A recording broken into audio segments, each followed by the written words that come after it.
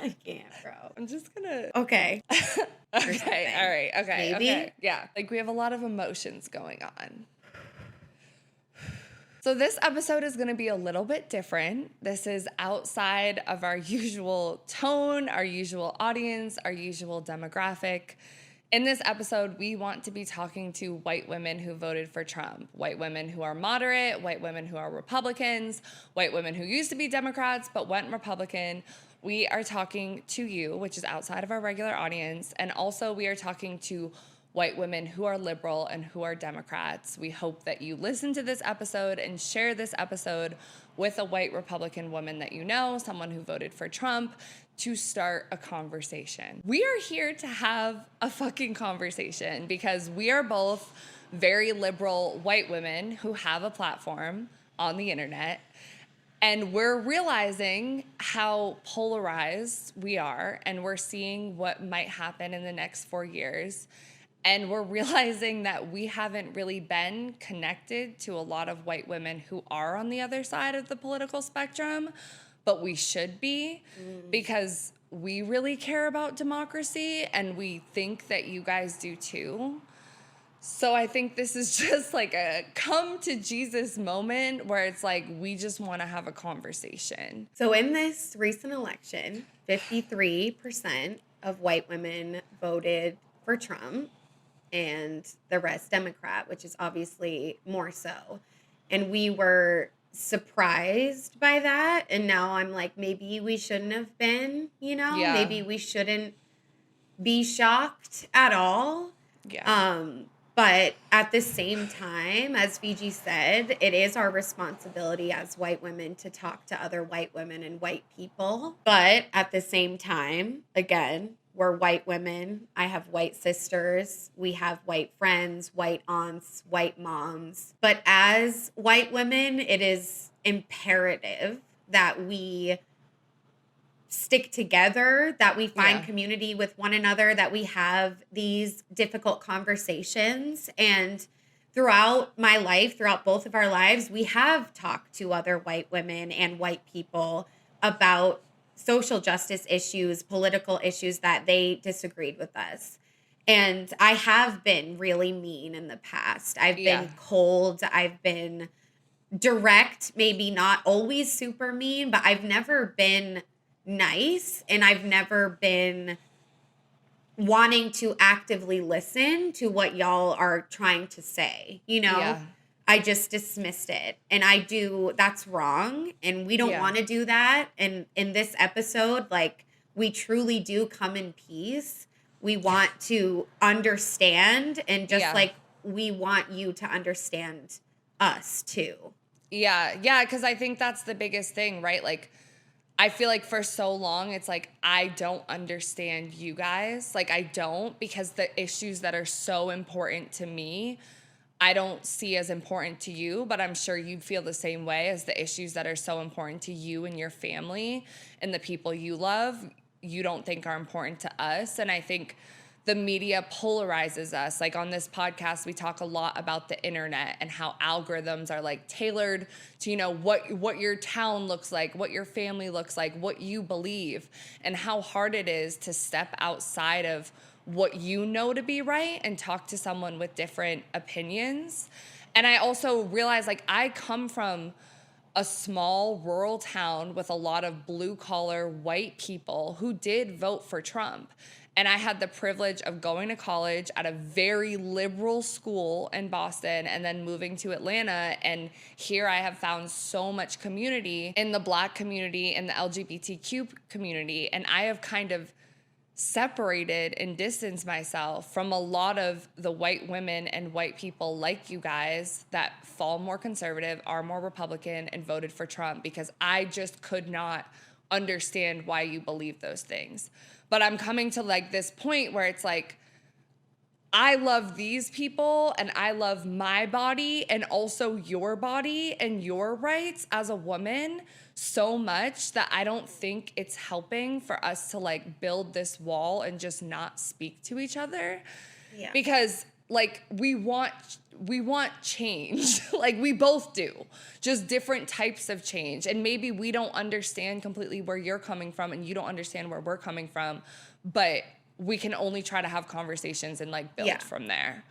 And I don't want to think that I'm better than Yeah. you anymore, not you, Republican white women that voted for Trump, because I don't think that's helpful anymore. Yeah. Like, we are white women, we are the same. The world sees us the same. Yeah. We all experience being white women in this society that we have. And I don't want to think that I'm better than you anymore because of my beliefs. I truly want to understand. Yeah. And like you said, like, we love your body too. Like, I'm scared for you that you did that. And like, it hurts me. It hurts all of us. Like, we're walking around in the world, like, we're all white women. It's not like anyone's going to know differently. You don't know my beliefs when you just see me. Like, we're all representing something together. Like, even though we've been angry in the past, like, at the end of the day, like, we are all the same. You know what I'm trying to say? Yeah. And it's like these issues that we're going to talk about, like, we're going to cover the economy and immigration, which we did our research and we saw that those were the top 2 issues that white women who voted for Trump cared about. And so we're going to talk about those, and we're just going to provide our perspective on those things. And then we're also going to provide our perspective on issues that are really important to us because, like we said, it's our bodies, it's your bodies, it's the people that we really deeply care about, like immigrants, Black people, people of color, and trans people, LGBTQ plus people. And I know that you guys are voting from a place where it's like you care about your families, the cost of living, groceries, your safety, all of that. Like, you're voting from a place of like care and love too. Like, I want to believe that it's from that place and not hate. Like, I think a lot of like what my immediate mind goes to. Yeah. You know? So, yeah. And again, I just want to say this is extremely hard for both of us to do this. And again, I've never done this type of conversation in a nice way before with someone that disagrees with me. And I want to recognize that that is a huge problem and take myself out of it because this is important and we want to have this conversation. We had another episode we were going to put out and we stopped everything to record this last minute because that's how important it is to us to do that right now. So with that in mind, I hope that you can listen to us and we will listen to you. And we have been. We've been researching about the reasons why you did vote for Trump. And that's what we're going to get into first. Yeah. And I do also just want to say, like Autumn said, like, it's hard for us to have this conversation and we don't want to be disrespectful at all. We don't want to be hateful. We don't want to be mean.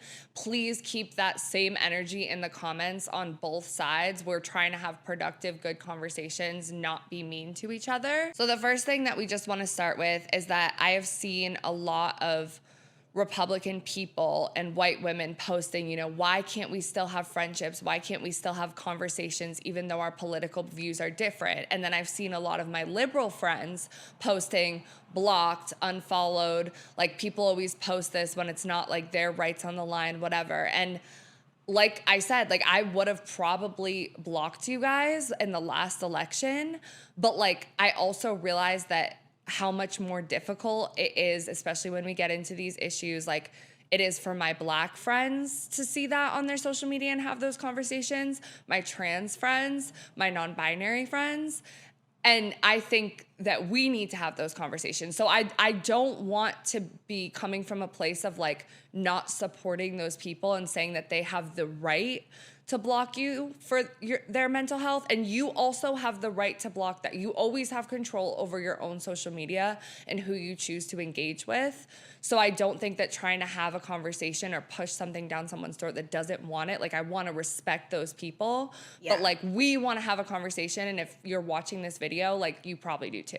Yeah. And something that I see a lot on TikTok as well is a lot of liberal people commenting under these videos Fiji just mentioned. Well, because it's not just about politics anymore. It's about human rights and bodily autonomy and the systems of oppression and all of that. it's not just about politics. And I've seen a lot of people say, well, why can't we do what we did back in the 2000s where you don't ask people about who they voted for? And it's because this is not normal scheduled programming. Yeah. It never really has been, but now so more than ever, it's not about politics to people. That's not why you're getting blocked because you're a Republican. Yeah. It's because of people's lives at stake, people's rights, autonomy, and all of that shit. And I know that liberals have the stereotype for being like snowflakes, like sensitive, like too sensitive, whatever. But like, we're trying to take your issues as seriously as like you're going to try to take ours in this moment. Hopefully. So I want us to just like, hopefully just like, you know, if you think we're being dramatic, okay, I understand, but like just hear us out. And also I just want to say like, we are going to talk about race stuff. We're going to talk about trans stuff. We're going to talk about queer stuff. We are not calling you racist. We are not calling you homophobic. We are not calling you transphobic. We deeply believe that like maybe there's just not enough education about these things, and maybe you just haven't met the people that we've met. Because I think if you did, like, you would love them too. Like, I have the best faith in you, you know? Like, I don't think you're a bad person, even though I used to. So I just want to come from it, like, at that place, and hope you don't feel attacked. Yeah. And I know as, like, we are also white. Like, we know what it's like to have that inherent feeling of defending yourself. Oh, Yes. no, but I'm good. Like, Yes. we literally get that. All white people get that. Yes. It's impossible to not get that. So, like, we get it, you know? Yeah. Like, we are literally you. Like, we Yes. are a mirror Yeah, of there have you. been times where, like, someone has said something about white people, and you're like, oh my God, I'm not like that. But like, not why would me, they but say not that? me. But not me. Yes. And it's like, you know, but then when you take yourself out of it and you realize this is just a different person with a different experience that has had this experience that you maybe can't acknowledge because you're not in their body, you're not in their eyes, you only know your body, your eyes. Right. So it's just like stepping back for a minute. Cause like, but we get it. Like, we're trying to be empathetic. Like, we fucking get it. Like, we get it. All the white shit that you feel, we understand. Yes. Yes. So we're going to put this graphic on the screen. This is from NBC, and we're just focusing on white women for this episode. So again, as you can see, 53% voted red and 45% voted blue for this election. We learned that white women constitute the largest voting bloc in society. I didn't know that before. Yeah, me neither. And we also just want to say that this is nothing new. White women have really always majority voted for Republican. So again, that's why I'm like, we shouldn't have been shocked. Like, we are the largest voting bloc, and we're also the most divided voting bloc. Yes. There is. In so many rural and suburban areas, though, it was other anxieties that dominated. Why couldn't Democrats win over women like you? I don't think she ever talked about anything that were the points that meant the most to me. The economy, the immigration, the crime that came with the immigration. Are you ready for a female president? A woman who served at a high rank in the military might very well make a good president. But a woman who's been a prosecutor in a very left state, I don't think so. Back in 2012, she was watching The Apprentice. And I remember saying, this guy would make a really good president. And all of my conservative friends were like, you're crazy. He's a populist. He's this, he's that. And I was like, no. You need to watch him. He reminds me very much of my father, who was, worked for Fortune 500s. He was president of a company. And the cold, hard fact is he's not coming over for dinner. You don't necessarily need a friend in the leader of the free world. You need somebody that's quick and decisive and will stand our ground, like he did on Saturday night. Let me get my shoes on. And he stood up, and his natural instinct was to scream fight. That's what we need. Yeah, I did somewhat wonder whether that isn't another sign of him being a little bit unbalanced, though, because well, it's just that it's not smart to stand up after something like that happens. He doesn't stand up until they say, okay, you can go. He's very stable. I've met him more than once. The stability issue is on the other side. It's good versus evil now. For the past 9 years of President Trump's life, the left has called for violence against him. The media has picked up on it, and they've propagated these lies against him that people start to believe, and that he's this and he's that, and he's going to destroy America. Allie is Christian and believes Trump was saved by divine intervention. She's anti-abortion, anti-woke, pro-Second Amendment gun rights. And she also believes Donald Trump is the greatest president of all time. The main reason? Closing the border. After the economy, immigration is the biggest issue for Republican voters. I have a daughter, I'm not going to say where she is, but she's in college and she's down in a border town. Every day I'm checking, where is she? And then I'll text her and I'm like, hey, where are you? Tell me more about why that is that you check her GPS. Because we have fentanyl and murderers and rapists and terrorists pouring across the border, unchecked. They can just walk in. And when you're a star, they let you do it. You can do anything. Whatever you want. Grab them by the pussy. I grew up in an era when crude talk was common, so I wasn't particularly shocked, for example, by the infamous leaked audio. But what about Allie?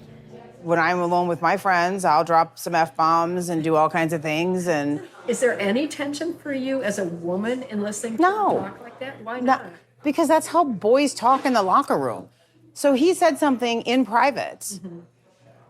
Who cares? Show me a C-suite in America where 5 working moms of 19 young children could have the highest rank in the company and work alongside the president. First, Trump the feminist, then Trump the family man. I know him for who he is. He's very caring and loving. He truly wants the best for this country, and he will fight every single day to make America great again. Thank you very much. I was a secret Trump supporter for many years. I came from a very Democrat progressive circle, and so I didn't want anybody to know who I actually was voting for because I did not want to be ostracized from my friend group, and I actually did have to get a whole new set of friends eventually. Away from the convention, I meet Amy Teutenberg. She's exactly the kind of voter who, against all the odds, helped bring Trump the presidency in 2016 and could do the same again this year. She's a Trump Democrat. Amy grew up in a Democratic blue-collar family. She protested against George Bush and the Iraq War. She held a dorm party when President Barack Obama was inaugurated. Congratulations, Mr. President.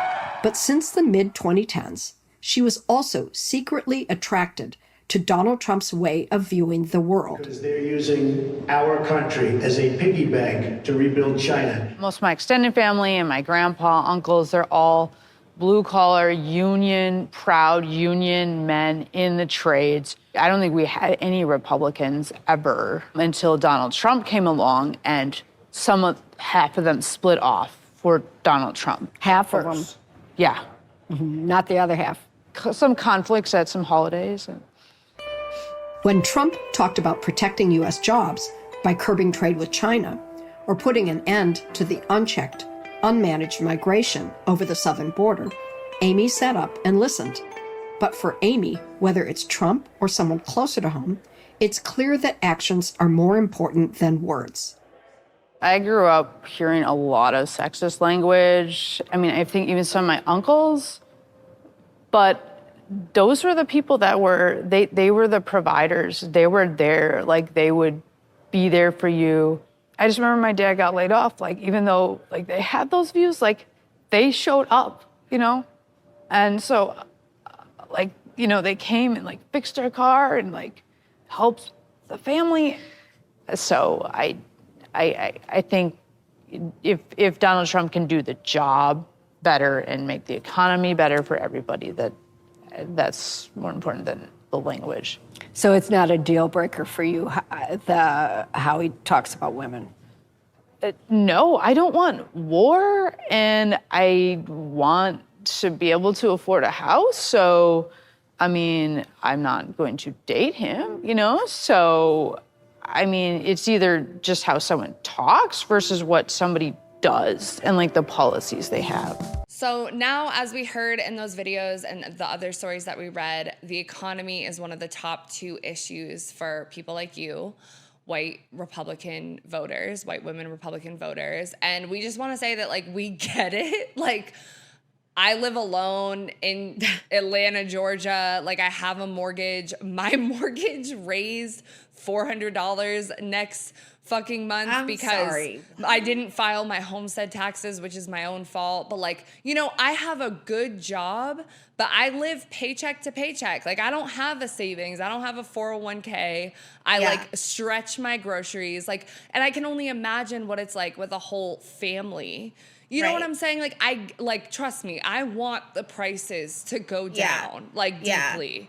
Yeah, I've basically worked as a freelancer in the entertainment space since I got out of college. So I've never had a stable job, like, ever since I've graduated. Like, I'm always bouncing around.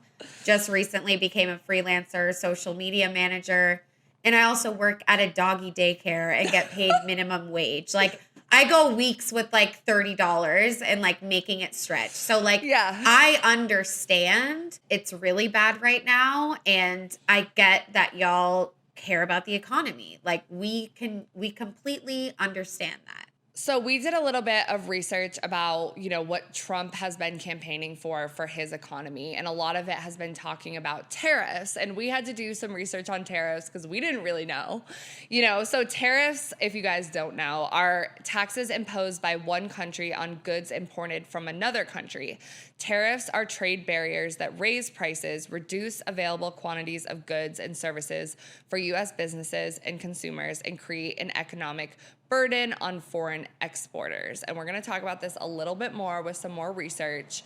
But this other article that we found essentially said Goldman Sachs estimated that the economy would shrink by 0.5 percentage point during Trump's first year if he imposed all of his policies, including new tariffs on imports and a business tax cut that pushed annual deficits higher. Harris's plan, by contrast, would modestly boost GDP growth, according to Goldman Sachs. And then it says, like, obviously, like, post-pandemic was like a completely different animal. Like, we were not prepared for like the dramatic unemployment rates, like the way that affected the economy, like, at all. That was just like, what the fuck happened? But it says many voters blame or credit the president for whatever happens on their watch, but market forces drive the economy, and presidents normally only have a marginal effect, actually, because, you know, like, things carry on. And it says, looking at 4 indicators, inflation, interest rates, gasoline prices, and GDP growth, shows that the trends under Trump were largely the same as those under his predecessor, Barack Obama. The COVID disruptions that began in 2020 changed the trajectory for all 4 of those metrics.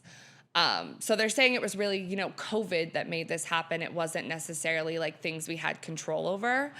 And then it also says Trump wants people to believe that he presided over the, you know, best economy in the history of our country. But it was really actually kind of the same as Obama's second term by the numbers. And under Obama, from 2013 to 2016, real GDP growth averaged about 2.5% per quarter. And then under Trump, during the 3 years before COVID hit, it averaged about 2.8. So just like 0.3 points higher. And then including COVID, GDP growth under Trump averaged about 2.4. So a little bit below Obama. And then under Biden, actually, even though we don't feel like it because inflation is so high, the GDP growth has raised to an average of 3% per quarter. So like higher than both Obama and Trump. And I was watching MSNBC on election night, and they were talking about this, which makes sense. But when they said it, I was like, oh, yeah. It takes time for like your everyday person to feel the effects of the economy. Like, we're all just like little miniature ants. So it's like these numbers, it's like, okay, no, but it's like this shit literally takes years to affect like everyone and like the general public. So that's kind of a reason for why we don't feel that way, and it's hard to imagine. But again, this is why research is important, because I didn't know that just waking up in the morning. We had to look it up. Everybody does. There's a reason that politics, they are, they don't teach us how to interact with politics. You kind of have to figure it out. They give us broad statements and want us to latch on to, but like, you have to really do the work and peel back the layers. And how many of us actually have time to do that? We're busy working. We're busy trying to pick up the second. Like, it is hard to stop and, look at it. But I think it's important to pay attention to the numbers because, Yeah, and even the news, sometimes it's like it's not even reliable. And you got to check different channels, get different sources and compare. Yeah. A little bit more research that we found on the economy, specifically from CNN, was that some of the very same campaign promises that appealed to voters, which were mass deportations and sky-high tariffs, would be inflationary if enacted, perhaps very inflationary. And the bond market has already made it very clear that they are nervous about Trump's plans and that it could basically cause trillions of national debt. Bond yields have climbed sharply, a situation that will make it more expensive to get a mortgage, equity loan, a car, things like people need. Yeah. Families, everyone. And Ryan Sweet, who is the chief U.S. economist at Oxford Economics, told CNN that the lesson of this election shouldn't go unnoticed by Republicans. Inflation doesn't sit well with voters, and they won't forget. And just last August, Trump said that prices are going to go down fast, very quick. And as we talked about, things take time for the general public to feel the economic impact of what's being done. And broad-based price declines are not only improbable, they could bring about a doom loop that's hard to escape because it feeds on itself, says CNN. Trump's promises to impose massive tariffs, deport millions of undocumented workers, and potentially influence the Federal Reserve would weaken growth, boost inflation, and lower employment, according to a recent working paper released by the Peterson Institute for International Economics. Okay, the Peterson Institute. I do know what that is. I took an econ class. Like, that's a valid source. Okay. I'm just saying. I didn't take any econ classes, so okay. Yeah, because I was a film major, but I was like, I'm gonna do a minor in business. You had a business. But I never finished it, bro. Yeah. I had one more credit. So anyways, they told me I should just say it anyways. But for some projections from CNN, economy professionals, they say that inflation would climb to at least 6% by 2026, and by 2028, consumer prices would be 20% higher. Okay? So all of what Trump is saying is projected to cost the typical U.S. household over $2,600 a year. Again, from the Peterson Institute. Okay. Daniel Alpert, managing partner at Westwood Capital, said, "We're going to create the worst of both worlds. We're going to have higher domestic prices for goods and some services, and we're going to have no overall improvement to the jobs picture or the wage picture." And lastly, even Stephen Moore, a conservative economist, conservative guys, who has been very supportive of the overall Trump agenda, recently disclosed to CNN he's not a big fan of tariffs like what Trump has promised. So even someone that voted for Trump is saying that. Yeah, Just so some it's just food for something thought. to be a little concerned about, how the words may be a little bit different than the actual numbers, like we said. Right. And like, in those videos that we played before, like hearing a lot from women that voted for Trump, they talked a lot about how Donald Trump is a very respected businessman and they trust him to negotiate and like get the cost down. And they just trust that he can really fix the economy, which, he is a businessman. He had businesses. He grew up in that sector. I get why they think that. And we have this video from Mark Cuban, who's also a very well-respected businessman. If you guys watch Shark Tank, which I like low-key have been watching a ton of, like I fucking love that show. He has some experiences negotiating with Trump and talking about, you know, economic stuff. And this is just what he has to say. And I went and sat in the Oval Office with him, right, and tried to pitch. My plan still needed a lot of work for sure, but I tried to explain it to him. It's like anything else with Donald. Just he's not going to try to get into any details. But I don't want to get into specifics. But to your point, right, he's the type of salesperson. So if you don't look at him as a politician and you just look at him purely as a salesperson, you know, he's the type of salesperson that will say anything to get the sale. We've all had to deal with him, right? Yeah. And that's who he is. Wrong. But he's a good salesperson, and he will connect to you at a visceral level and understand what your fears are and sell you on fixing those fears. And then he'll amplify those fears. In technology, your computer's going to crash. You're going to get hacked. Hacking is the worst it's ever been. Buy my software, right? That's who he is. It has nothing to do with whether or not the software works, but if I can get you to become afraid of Haitians, of black people, of Jews. They're eating the dogs, the people that came in. They're eating the cats. Whoever it is. Trans people, gay people, whatever, right? Yeah. Anybody, then I can sell you on the fact that I'm your guy. Because when you're selling something that isn't discreet, right? It's more general, like cybersecurity, right? Or fear that your community is being taken over by these immigrants. That's the easiest sale in the world, and that's why so many people follow him. We're going to win so much, you may even get tired of winning, and you'll say, please, please, it's too much winning. We can't take it anymore. Mr. President, it's too much. And I'll say, no, it isn't. We have to keep winning. We have to win more. We're going to win more. We're going to win so much. I love you all. So I know this is a sentiment that has also been expressed on the right, which is kind of like, you know, these politicians are lying to you. They're making all of these promises, but they're not following through. And I've seen a lot of people say, you know, it is on both sides. They think Trump might be that way as well.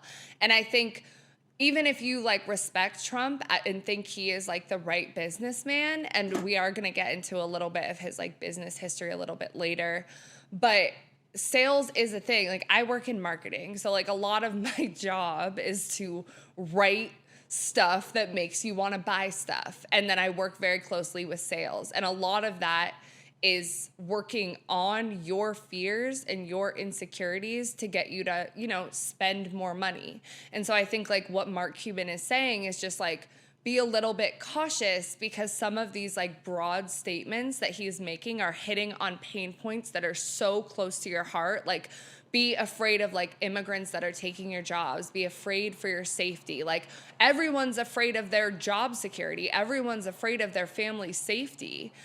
And he's saying anything to kind of get the sale, anything to become a politician. And we're going to talk about immigration and like that's next.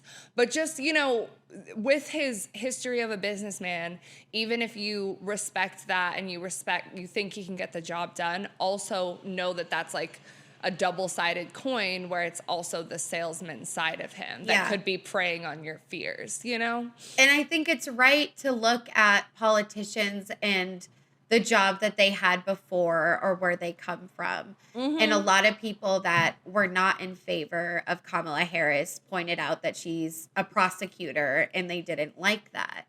And so for Trump, you know, he's a businessman, he's a salesperson, and he's obviously good at it. He won the election. He is, you know? And so it's like, we just encourage you to look at that as well as like that is his past. And so it's just something to consider. So next we're going to talk about immigration. And we're talking about it because it's important and also because it is, again, one of the number one reasons why a lot of white women, 53% of them, voted for Trump because of like what we were saying. You're scared and you want to protect your families. Specifically, immigration is something that is really really hard for me to talk about because I have people in my life that are really close to me that are immigrants that I've known, my family as well. Like I've been surrounded by immigrants since I was a little girl. It's been, people in my home consistently. And to this day, that rings true. And I've known people that was scared before this. This is not the only time they're scared. People that don't go out past 11 p.m. because they're so terrified of something horrible happening. And now it's gone past terrified and it's just paralyzingly scared. And I do want to say that immigrants are evenly spread throughout this country. They're people your kids go to school with in our classrooms, in our grocery stores, the hardware store, everywhere. They are everywhere and they are not all the same, just like we are not all the same. They're just human beings that weren't born here. Right. Okay? And the American dream was literally founded off of immigration. Yes. That's what you said when we were talking about this episode. Yeah. And that really hit home for me because it's true. We are the country that everyone wants to go to, supposedly to have a beautiful life. And we've lost that. What I can tell you about the immigrants that I'm close to they're the most hardworking people I've ever met in my life, the most compassionate. And immigrants do not only come from Mexico, okay? Yeah. There's people from all over the world here that immigrated here. They're not all the same. They're not only the people you see in the news and all of that. And I know it's hard when you have someone really, you're scared, you've seen things happen, you've seen things in the news, and you just want it all to stop. But you just need to realize that they're real human beings. And I'm literally they're terrified right now. And rightfully so, because it's really scary. Yeah. Yeah, and like you said, this country was founded on immigrants. I mean, since the country was literally started, it was people coming over from another place. And my family came from Italy. They migrated over here sometime in the 1900s. And my family always talked about how people were, racist towards them as Italians. It was harder for them to get jobs. White people come from immigrants as well. And I think somewhere along the line, we lost that. We lost the empathy for what it's like to come from another country where you were either running away from war or you were running away from terror or gang violence or something else, or you just wanted that better life for your family. And a lot of these people, that's what they're doing, and a lot of these people have also been here for a while. They've raised whole kids that are in college now and they've been contributing to the workforce. I worked in a lot of restaurants alongside a lot of immigrants, and they're the ones that are clocking in for 50, 60 hours that the whole restaurant would fall apart if they were not in there. They're there at 5 a.m. prepping and they're at midnight when we're closing. So it's the same effort and work that your family, if they were immigrants, Italian, Irish, Polish, Jewish, whatever, is the same that they're doing right now and trying to, just create a better life for themselves. And a lot of the way that they're portrayed in the media is counter to our experiences with the immigrants that we know in our lives. And, I do also want to acknowledge that Kamala Harris, Joe Biden did also want immigration reform. There is problems at the border. There is problems with the number of people and, where we're going to house them and how to get them jobs. And I know a common sentiment is also we don't even take care of our own people in America enough. How can we also take in more people? And I get that because I also feel we don't take care of our own people enough. I live in, downtown Atlanta. I see homeless people all the time. In Boston, we saw homeless people in the frigid cold winter. And you're these are people who grew up here. It's hard for them. But a lot of these people, like I said, too, have been here. These immigrants have been here for a really long time. And they are working their asses off. And they're not getting into as much crime as is being portrayed, which we're going to talk about. Not at all. Yeah.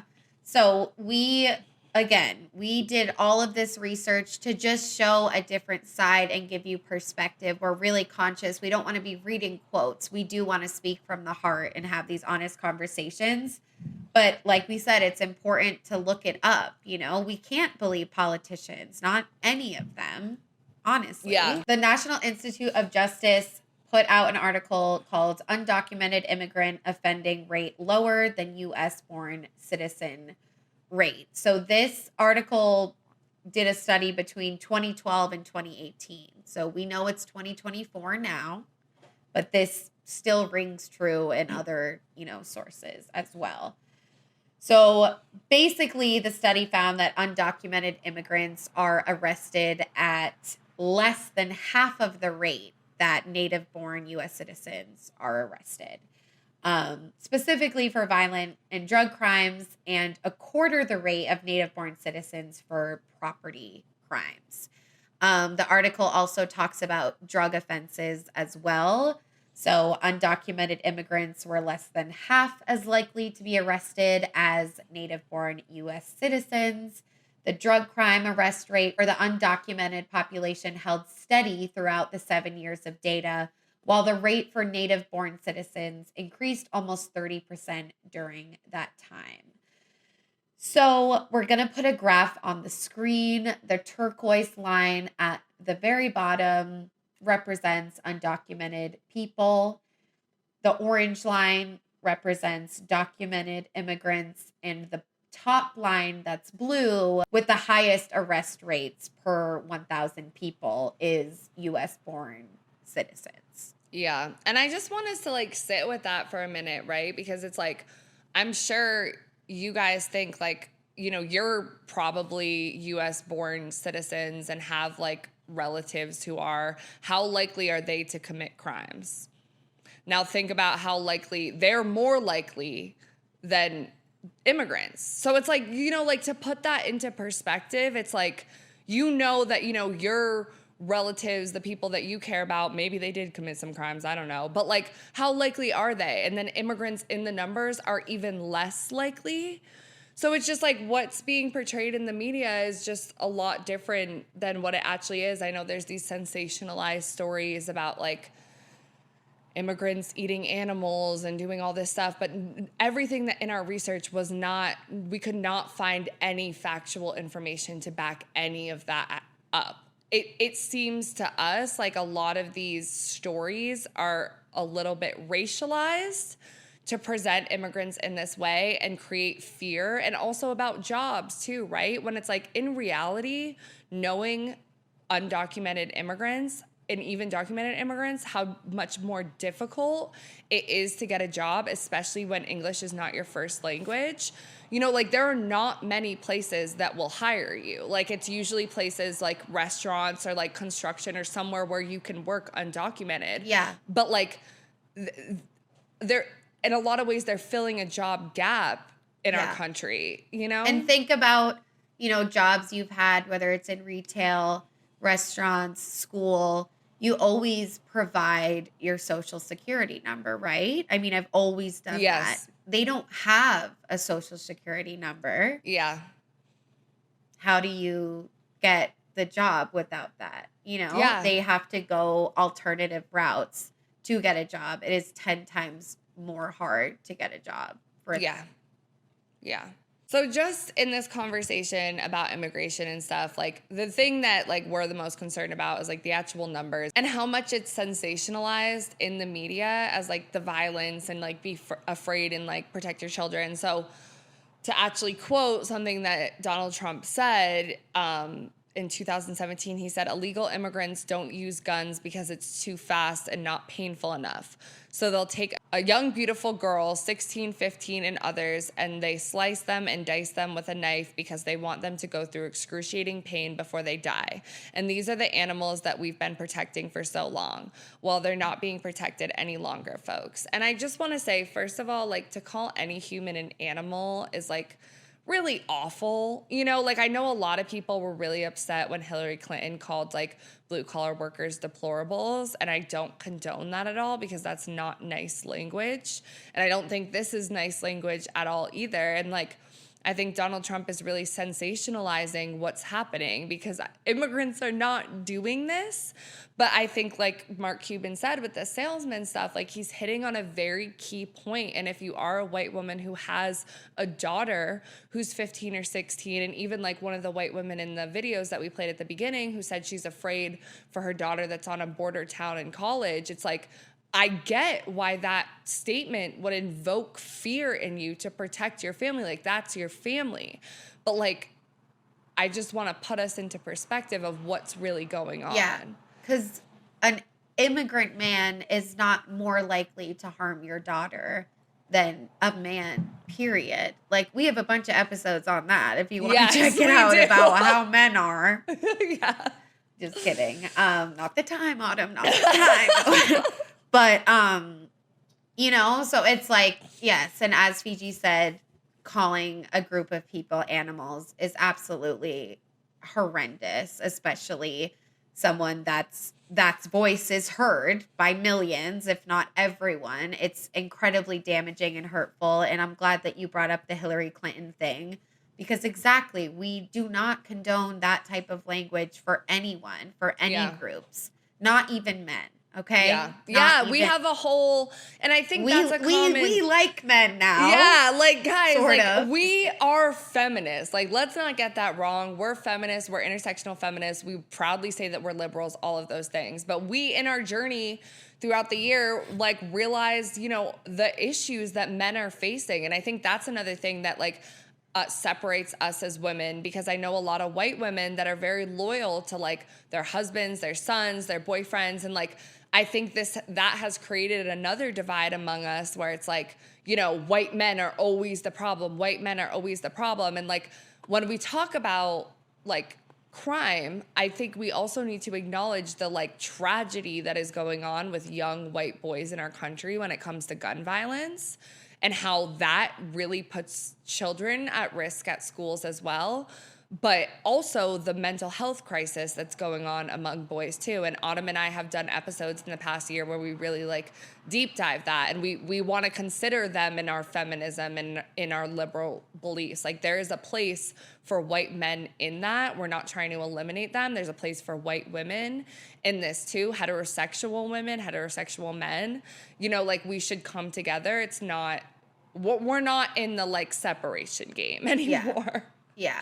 And, you know, because this quote talking about immigrants and the fears for like young daughters, and also the crime rates between US born citizens versus immigrant born citizens, I want to also just point out a little bit of the hypocrisy because of what Donald Trump has done. And I also want to say, I know a lot of white women that voted for Trump in the previous video said that the sexist language, they didn't agree with it, but it didn't bother them because he gets the job done.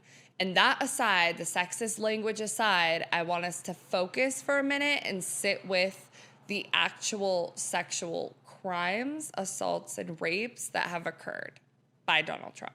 So Vanity Fair recently put out a spread, and their cover was a picture of Donald Trump, essentially 34 felony counts, 1 conviction, 2 cases pending, 2 impeachments, 6 bankruptcies, 4 more years, the 47th American president. And I like how they laid it out for us like that. Yes. Now we're going to discuss all of Donald Trump's alleged crimes. And convicted. And convicted, yes.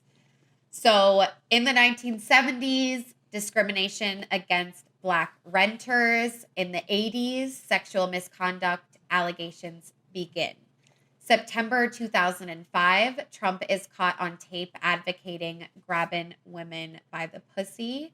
April 2016, Trump is accused of raping a 13-year-old girl. Yeah, can we just pause with that for a moment? Because he's talking about immigrants slicing up 15 and 16-year-old women. He is accused of raping a 13-year-old girl. Like, guys, like, okay, carry on. Yeah. Thank you. October 2016, a journalist accuses Trump of assaulting her in a Mar-a-Lago. What's a Mar-a-Lago? Not a Mar-a-Lago. Mar-a-Lago. I think it's an island. Okay. See, guys, $30. That's all I got. I don't know the island names. Anyways. October 2016, Stormy Daniels is paid hush money. May 2017 to March 2019, special counsel Robert Mueller's investigation. And that is essentially his conspiracies with Russia. April 2018, Trump University found to be a sham. June 2019, E. Jean Carroll accuses Trump of raping her in a department store. December 2019, Trump is impeached for the first time. November 2020 to January 2021, Trump tries to overthrow the 2020 election results. January 2021, Trump is impeached again following the Capitol riot. May 2021, Trump is asked about missing classified documents. January through August 2022, missing documents found at Trump's home. November 2022 to spring of 2023, E. Jean Carroll wins her case. And again, she's the woman that was accused him of raping her at a department store. So he is, convicted for raping a woman. Yes. January 2023, the Trump Organization is fined $1.6 million. June 2023, Trump charged with 37 federal counts relating to classified documents. March 2024, Trump charged with trying to overturn election results in Georgia. May 2024, Trump is found guilty on 34 counts of fraud. So that is our list. That is what we found with all of his alleged convictions and actual convictions. And now we're going to read all of the names of the survivors of Donald Trump and what he did to them, which he's all denied. It's domestic violence, sexual abuse, rape, all of those things. So in 2013, we have Cassandra Searles. In 2007, Summer Zervos. 2006, Nini Laaksonen. 2006, Jessica Drake. 2006 again, Samantha Holvey. 2005, Rachel Crooks. 2005 again, Natasha Stoynoff. Jennifer Murphy. 2003, Melinda McGillivray. 2001, Tasha Dixon. Early 2000s, unknown, Karen Johnson. 2000, Bridget Sullivan. 1998, Karina Virginia. 1997, Amy Doris. 1997, Kathy Heller. Temple Taggart. Mariah Bilodeau. 96, Lisa Boyne. E. Jean Carroll. 93, Stacey Williams. Jill Harth. Early 1990s, Kristen Anderson. 89, Ivana Trump. In the 80s, Jessica Leeds.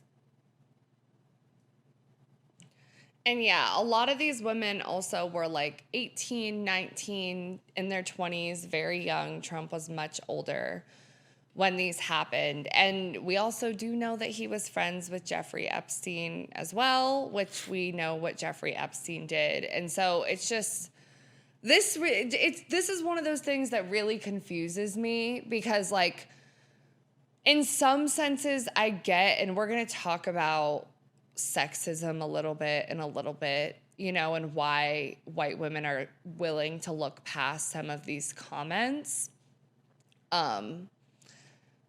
And I get that to a point because I've definitely done it in my life. Like, I've definitely had a boyfriend, like a guy friend, like a brother say something sexist or whatever. Yes. And I'm just like, oh, boys will be boys, you know, like, because that's what, like, it's what we're told our whole lives. But, like, I think that is really different than acting on it and doing something. And, like, how would you feel if that was you? You're a woman. How would you feel if that was your daughter? You know, and like, how do his comments about immigrants hit so hard, but not what he's actually done? That's something that just doesn't compute in my brain. You know?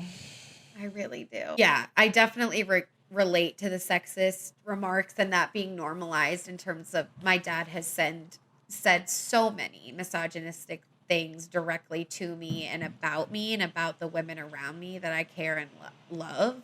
Yeah. And I get how that becomes normalized and you feel silenced and you can't do anything. But exactly as Fiji's saying, he's telling you about all these crimes and that you should be scared for your daughters.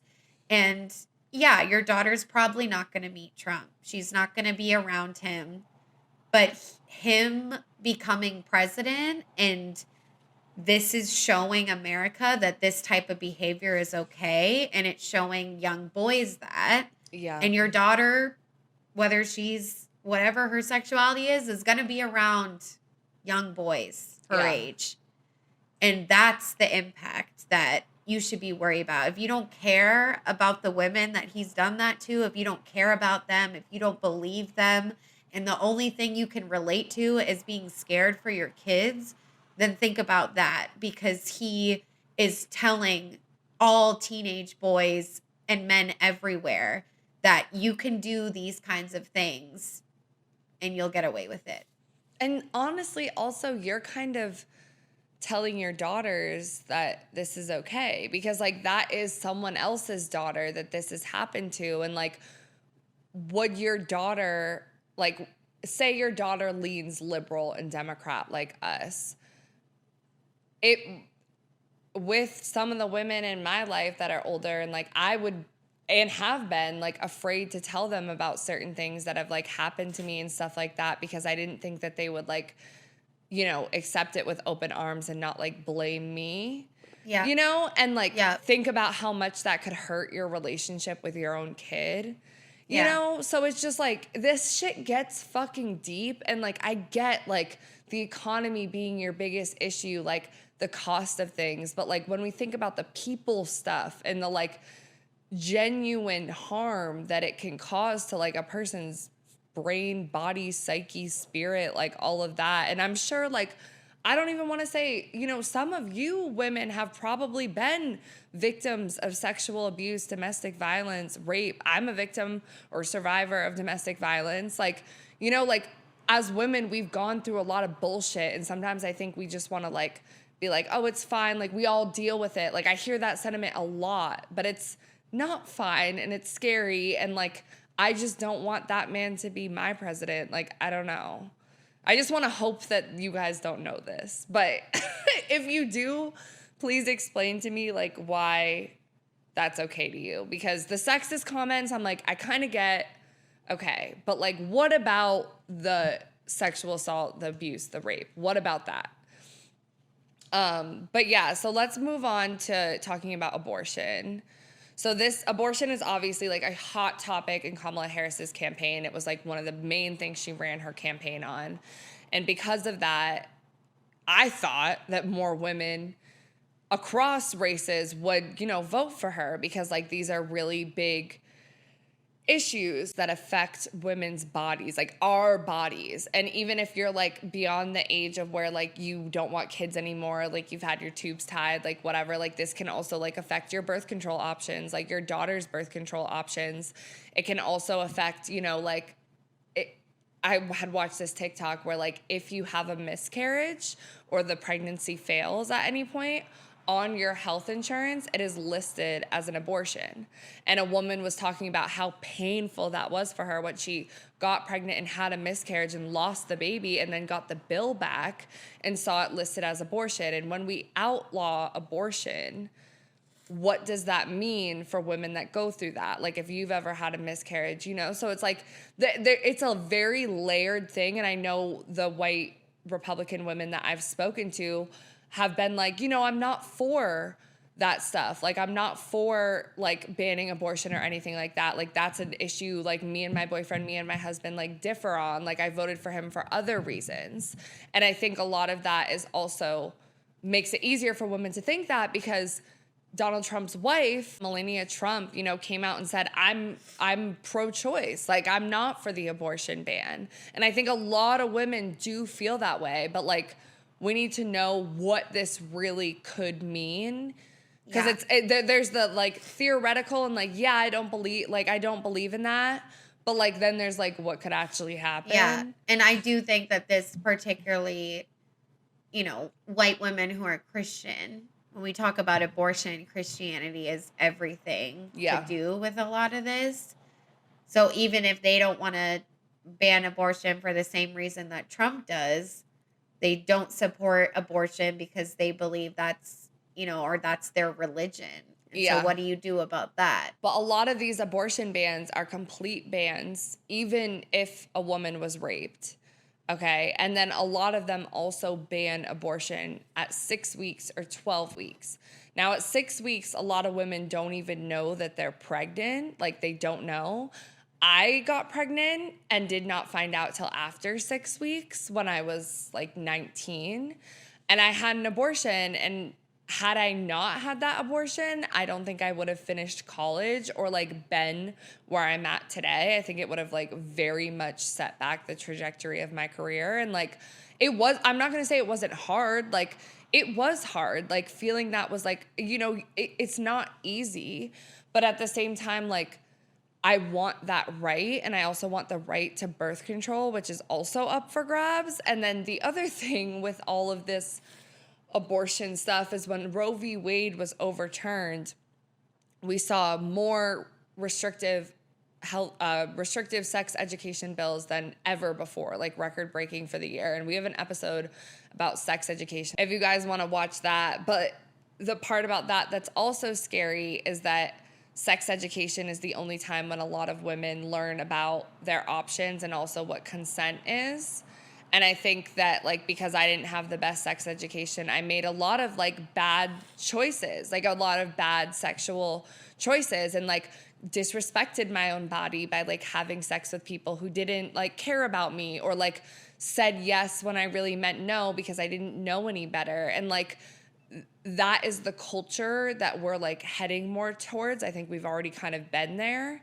So like, again, like, think about yourself and your experiences, and I'm sure you can relate on some level. And then also your daughters, because it's like we're creating this environment in which girls have no real like education about their like rights and their sexual like empowerment, and also like, you know, abortion. Like, I don't know. And I want to ask too, if you did vote for Trump and you don't agree with the abortion ban or the restrictive reproductive rights, why was that not enough to make you not vote for him? Yeah. Why were the other things more important to you than your own body and your sisters and your cousins and your aunts and your daughters and your friends? Why was that not important enough to you? And maybe you don't know the answer to that, but maybe really sit with that. You know, why isn't that important enough?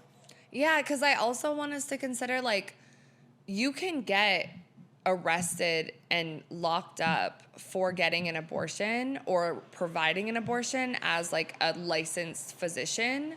Or there's also in Texas, there's a $10,000 reward for someone who reports someone who is getting an illegal abortion.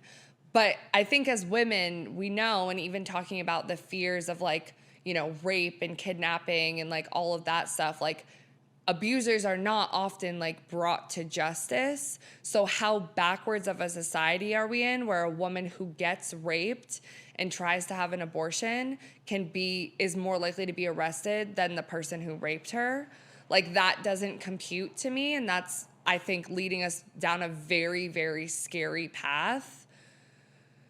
You know? So again, we did research to see what the other side thinks, and we're just going to pull from one of our sources again. So this is from Time.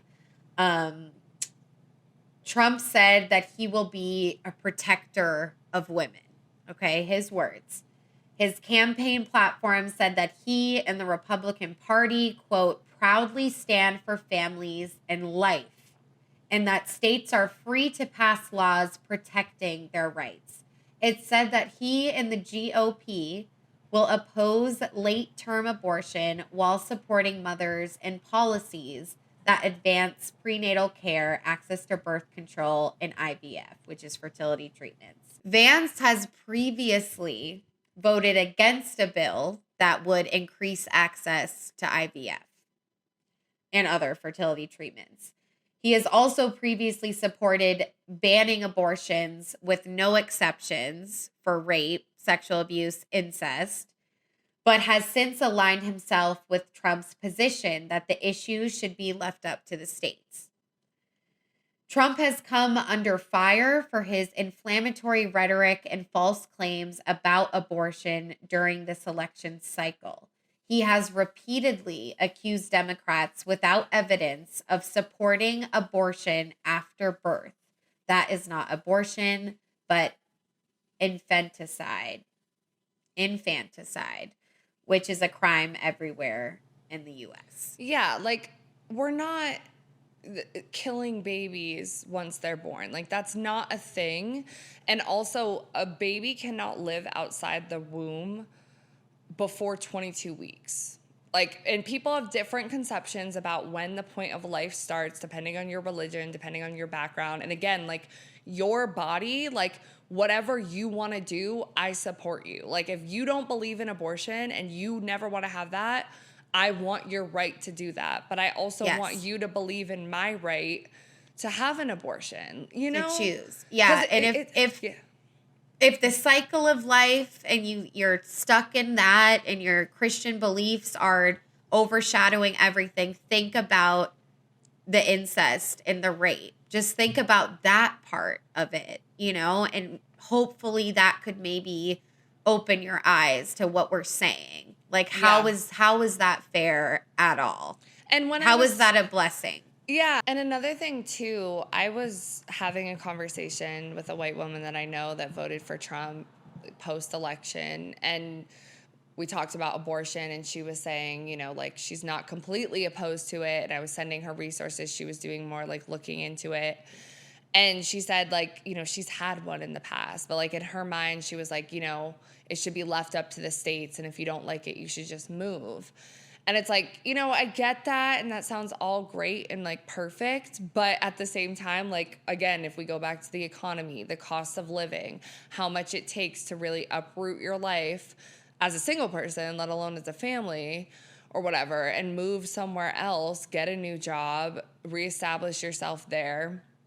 And then also, like, if you're in the South, like, okay, say you live in Georgia and there's a ban, you just want to go to another state to get an abortion. You can't, because it's illegal and you can be arrested for that. And like the distance between Georgia and going to another state, like, it's far. You know what I'm saying? So like, right. These things, when we like break them out of like concepts into tangible, actionable plans of what you would do in that situation, is not as real, like not really realistic. And the last thing about the whole abortion issue that we just want to mention, I mean, there's a lot, but we're keeping it simple. Like, birth control is also, you know, on the chopping block. Like, they have the Affordable Care Act, which provides birth control. Like, you can get it under your health insurance with your company, but with this ban, they would be able to outlaw that. So depending on the company that you work for and their religious values, they could say, you know, we're not covering birth control through this. And so women wouldn't have access to birth control. And then also Trump wanted to defund Planned Parenthood. He said that many times. And like, Planned Planned Parenthood is a place where you can get abortions, but it's also a place where you can go for fertility treatment, get a regular pap smear, gynecological appointment. They do so much else besides just abortion, and defunding that would really impact. Like, I've gotten free care at Planned Parenthood when I was in college before. Like, a lot of people go there. So it's just a big issue. And again, it's my body, it's your body, Autumn, it's you guys' bodies that are listening, it's our daughters' bodies. Like, I don't understand that, and I'd love to talk about that issue more in the comments, so definitely comment. But next we're gonna get into a little bit about sexism, because we kind of talked about it with the sexual abuse, the accusations of rape, and a little bit also about, Trump's sexist comments and stuff. And that's something, again, as us being feminists, like, we don't get it, because I think we've had so much anger towards men and the sexism that we've received in our lives. And I've also watched, like, white women that I really, really love and, like, grew up with, and family members put up with sexism that, like, makes me angry for them. And I used to have a lot of, like, hatred towards them for that, even though I know it's not their fault. So I want to, like, approach this topic, like, from a sensitive place, but we have this one Reddit thread where people were pretty much asking on Reddit, why do white women and women who vote for Trump, like, why do they do it? And this is, like, what one woman thought. As a white woman surrounded by white women, they still exist in solidarity with men. They don't believe it would ever happen to them, and the only way they'll ever change their views is if it does. Then they'll be spokespeople, and as much as their lives may look different than their grandmothers, they center everything around men.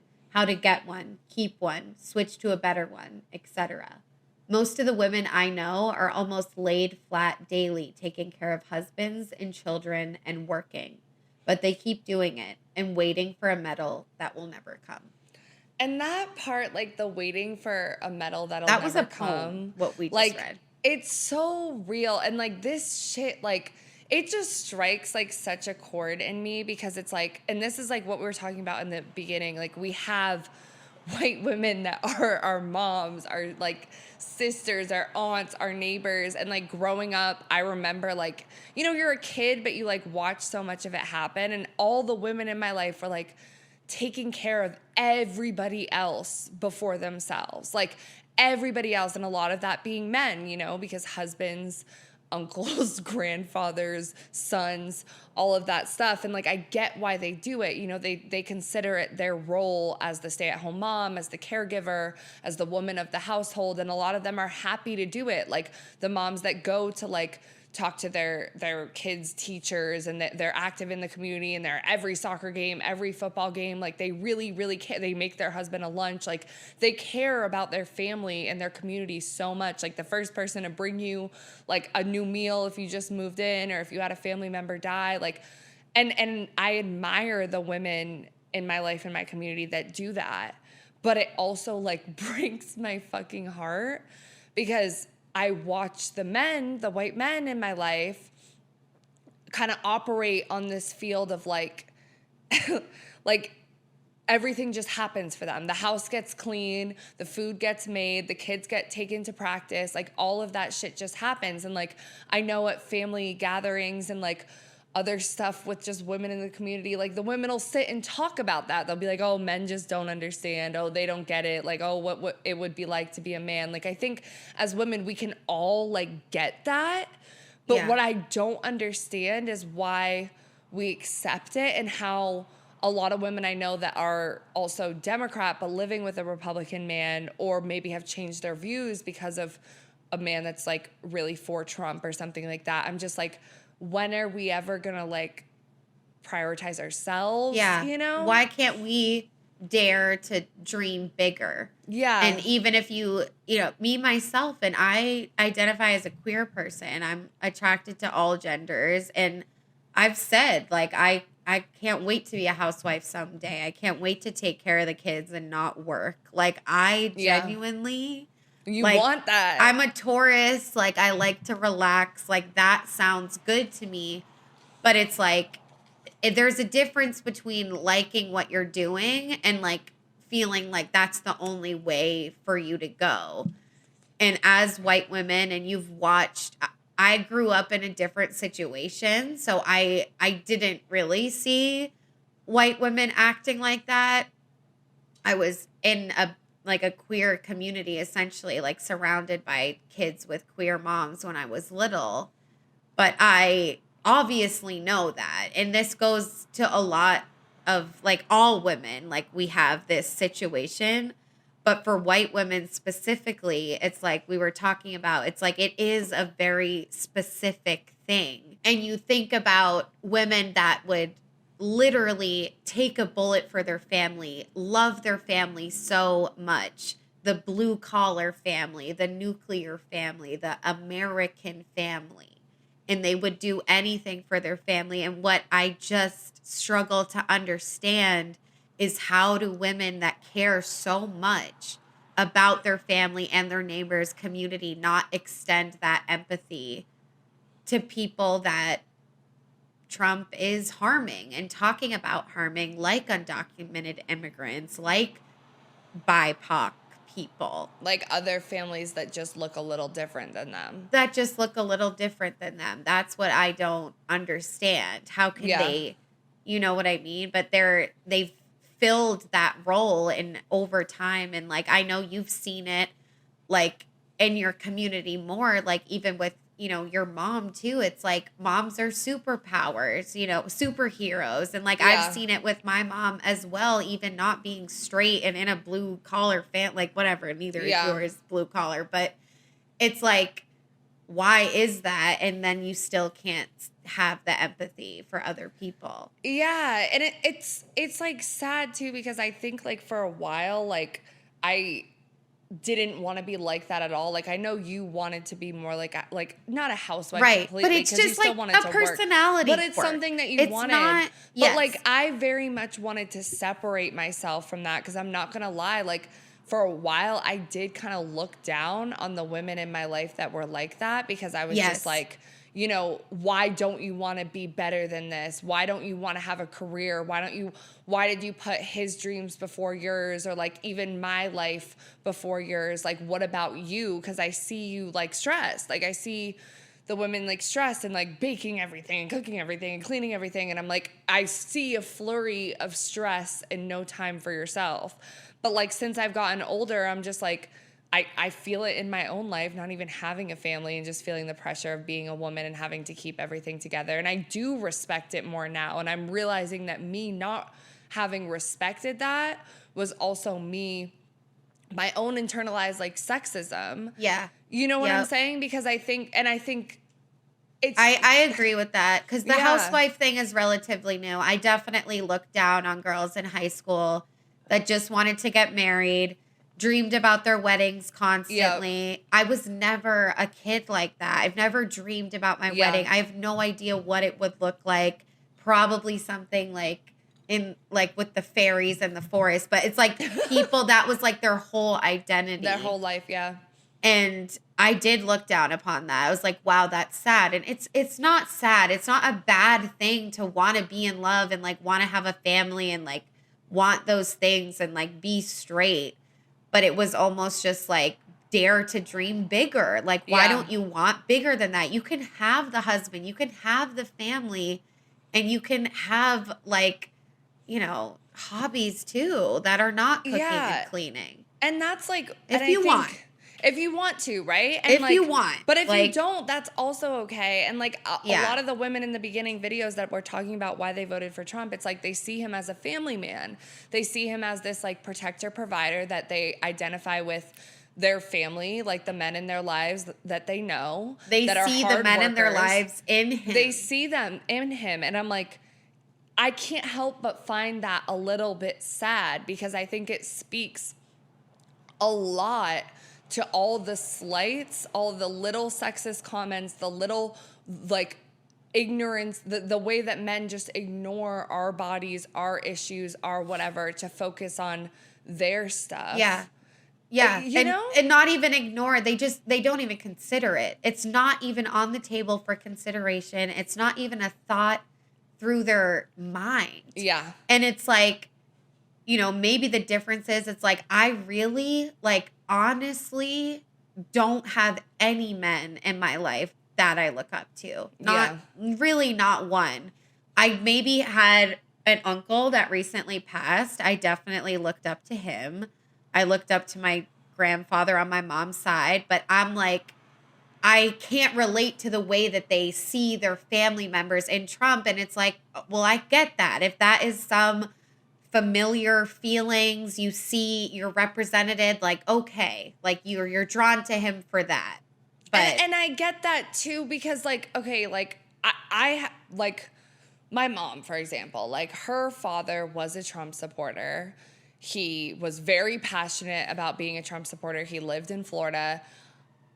He had very racist beliefs. Like, he said very racist things. And I always found it really difficult to have a relationship with him because of, like, you know, I didn't see him often. He lived in the South, like, whatever. But that's my mom's dad. And, like, when he passed away, it was, like, really hard for her. And it's like, I get, like, this is a man that raised you, that you love so much.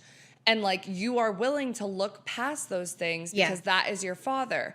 But what I also challenge everyone to, like, think about is that, like, there can be qualities about someone that you love so deeply that you will also not accept and that you will draw a boundary for. Like, for example, like, if you have a racist relative that you do not agree with anything that they say about immigrants or anything that they say about people of color, and they start to say that in front of you, you can leave the room. Like, you can walk away and you can say, I love you and I appreciate you and I know what you did for me, but, like, this is something that I won't tolerate. And, like, eventually they will learn. Like, you can still have relationships with people, like, between, and maybe, like, challenge them to grow. Like, I think as white women specifically, like, we always want to people please. We never want to rock the boat. We always want to make sure everybody else is, like, taken care of and, like, good and just like, we're quiet.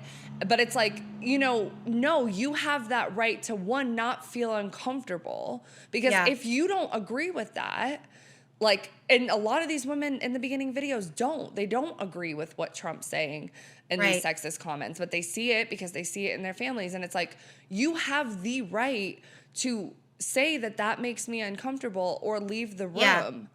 And the way that we don't consider ourselves and don't think that our feelings are big enough and matter enough, we've learned that from men because they've outright proven a lot of times that they don't care about our feelings. And if you don't feel safe enough to draw that boundary with a family member or think they won't respect it, that is something to consider. You deserve to be able to draw boundaries and to have someone hear you when I say, I love you, but this is something we disagree on and I can't tolerate it. You're making me sad. Like, you deserve to say that to them. Yeah. And it's okay.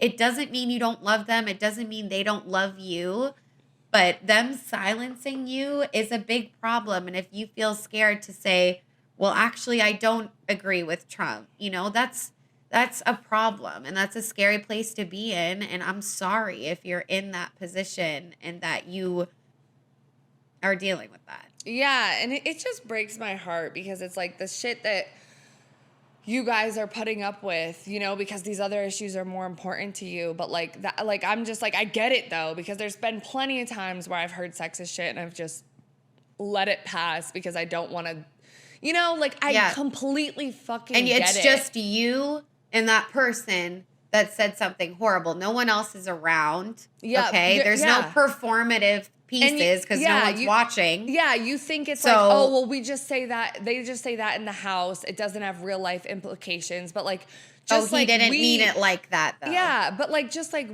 we are coming to you guys as, like, these are people that we really care about, and these are issues that are really affecting us and our bodies and the people that we love.